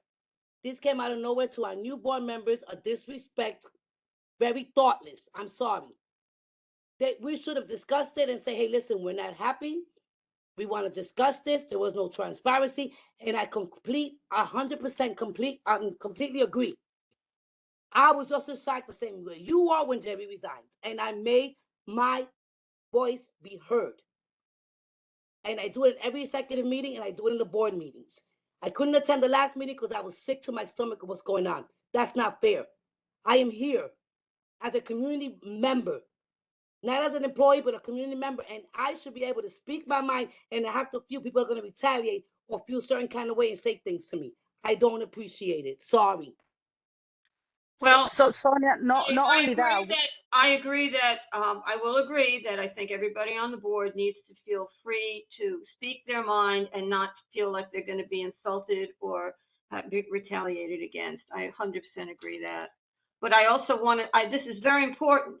If OMB is telling us, I want to make sure this is clear to everybody. If OMB is telling us they found money and they're going to take it out of our next year's fiscal budget, we need to know what that means. We need to know, and because they're not telling us, that doesn't mean there aren't any consequences. We put that down, and they are supposed to tell us what the consequences are. I just want to make that clear. You know, we all agreed upon that. Yeah, I do. Executive committee, we agreed upon that. That's what I was getting at, LT, because that was already, that's public knowledge. What I'm saying is today, Dale, resubmit your question to OMB and I'll make sure they get it. I just want to thank everybody and I apologize to the new members for coming in on such a fiasco. But I Dallas, can't I say. did submit this. I submitted it to the office in writing. You asked me to submit what we were asking OMB. It's from our Adele, I'm just asking you to submit, Adele, I'm just asking you to resubmit that one question. Even though I already did it. Well, we'll reiterate it. We submitted your question. We'll reiterate your question. We want to answer. Like I said, send it to the office. We'll resubmit your question to OMB. And like I was saying, I apologize to the new members for coming in on such a fiasco. This is all new to me. I was just as shocked as everybody else. And I'm very hurt over the no confidence vote because we've never been through this before. I certainly have not. I got on this board because I want to be a service to my community. And that's the only reason I'm on there. We've been as transparent as I can be. And somebody mentioned about everybody's email and stuff. people come on the board, they fill out a form. If they don't want their information given out, we can't give it out. But we are being very transparent from the office side, as far as I know. And I just want to thank everybody for all their confidence. And I just hope that we can come together, like Sonia said, like adults, and work together, because we're in this together. So there's no need for us to fight with each other. So let's just take a stand and figure out why we're on this board. Are we here for the community, or are we here to feather our own nest? So I really appreciate what everybody had to say. It was good, open conversation, and I really appreciate it. Okay, good night. Okay. Can we Now, say motion thank to you to adjourn. No motion? No motion? Before we have a motion, let's all thank Joanna for supporting. Yeah. Thank you, Joanna. Thank you, Joanna. Joanna. She's doing a great job. Good She's night. doing a great job, and that's why I've been working so hard to try to get this moving, so we can get some help in there for her, because she's I really have a doing question. three-piece job, and she's doing a fantastic job. Dallas, I have a question. This is Bożena Kamiński. There is a way, maybe, possibly, that we could ask our council member or borough president for discretionary funding. This is We very already asked them in their budget, so they don't have no more money in their budgets for the year. no. Okay. We All met right. with all the politicians. Okay. Yeah, they don't spend their money for this year's budget. Okay. So But they didn't have maybe for the have next anything year, to for the next year, if there is an issue that some of the budget some of the money will be taken out of the budget, maybe if they could allocate some of the money for our next year budget, that will even out the difference. So if that could be something that we could work with our council member and borough president, we do have excellent relationship with them. And this is very unique situation. Nobody expected, Jerry to give 2 weeks notice after so many years. So this is just a little, input from my side. If there's anything I could do, please let me know. I'm available. I'm Thank you. I'm just thinking, I'm sorry, I'm just thinking maybe we all can volunteer an hour and go to the office and do any help and anything that is possible permitted. So instead of they be fighting with each other, we can bring some new idea and support Joanna and see how can we help them in the office. Nice, yes. Yeah, Thank you, that's a Iris. good You know, out idea. of all this, nobody has volunteered. Thank you, Iris. Nobody has volunteered to do anything.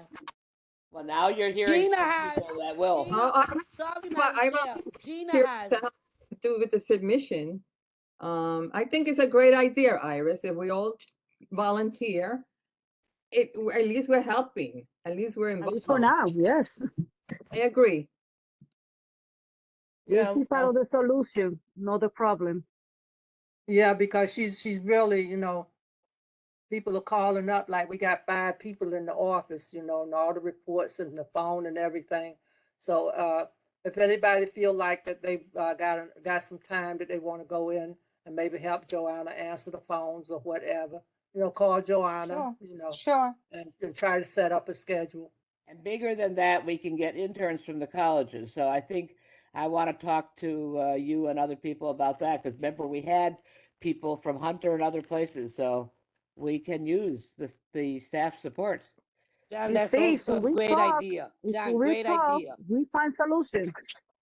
Yeah, That's a good yeah, point, you Jan. brought that up before, but right now, Jan, I want to get the hiring part off my plate, because it's taking up a lot of my time, So, and I just want to get that off my plate, so we can come up with other ideas of what we can do going forward. But right now, Yeah, but we Madam just need Chair, to I think solve that this in the, immediate problem. I know, but Madam Chair, I think in the interim, because I know that I wasn't present in the last meeting, but I tried to reach out to the attorney. Supposedly he was made himself available to us, and he did not respond. I left 2 messages, because I'm serving on the bylaws committee. It was important for me to ask questions, and he didn't make himself available to us as he promised in in the last meeting, which I was absent, but I did hear it and I did go over it, and he wasn't making himself available. So I think that we have to come with interim solutions because it doesn't look like anytime soon, or they have put this as a priority.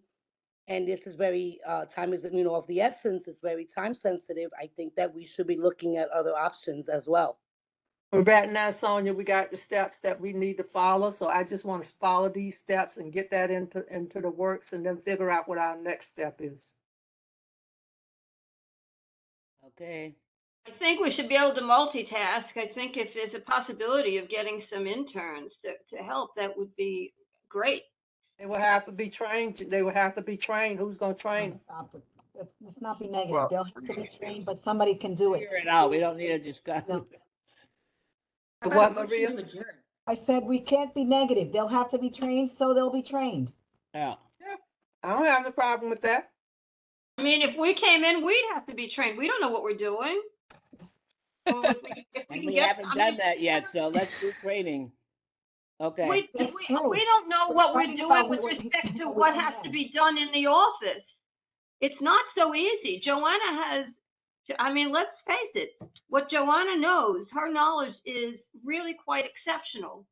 And she's been No, trained. and when I to brought do it up before, Dale, you told me what you want us to do. Leave our jobs. We work. You want us to leave our jobs and go into the office? Right, I did say that. I said, what are you talking about? We can't just, if we're working, we can't come into the office. Many of Right. us work full-time. But I tried to reach out then to see if anybody, but I was trying, I was just saying we were gonna have to do more. I didn't say what, but you said, what are we gonna do? Leave our jobs and go into the office? We work 9 to 5. Get past this. We are trying to move forward in a way that speaks to positivity. If we keep going back, we're not achieving what we just said a few minutes ago we were trying to achieve. So can we move Ditto, forward in a ditto. with a positive perspective?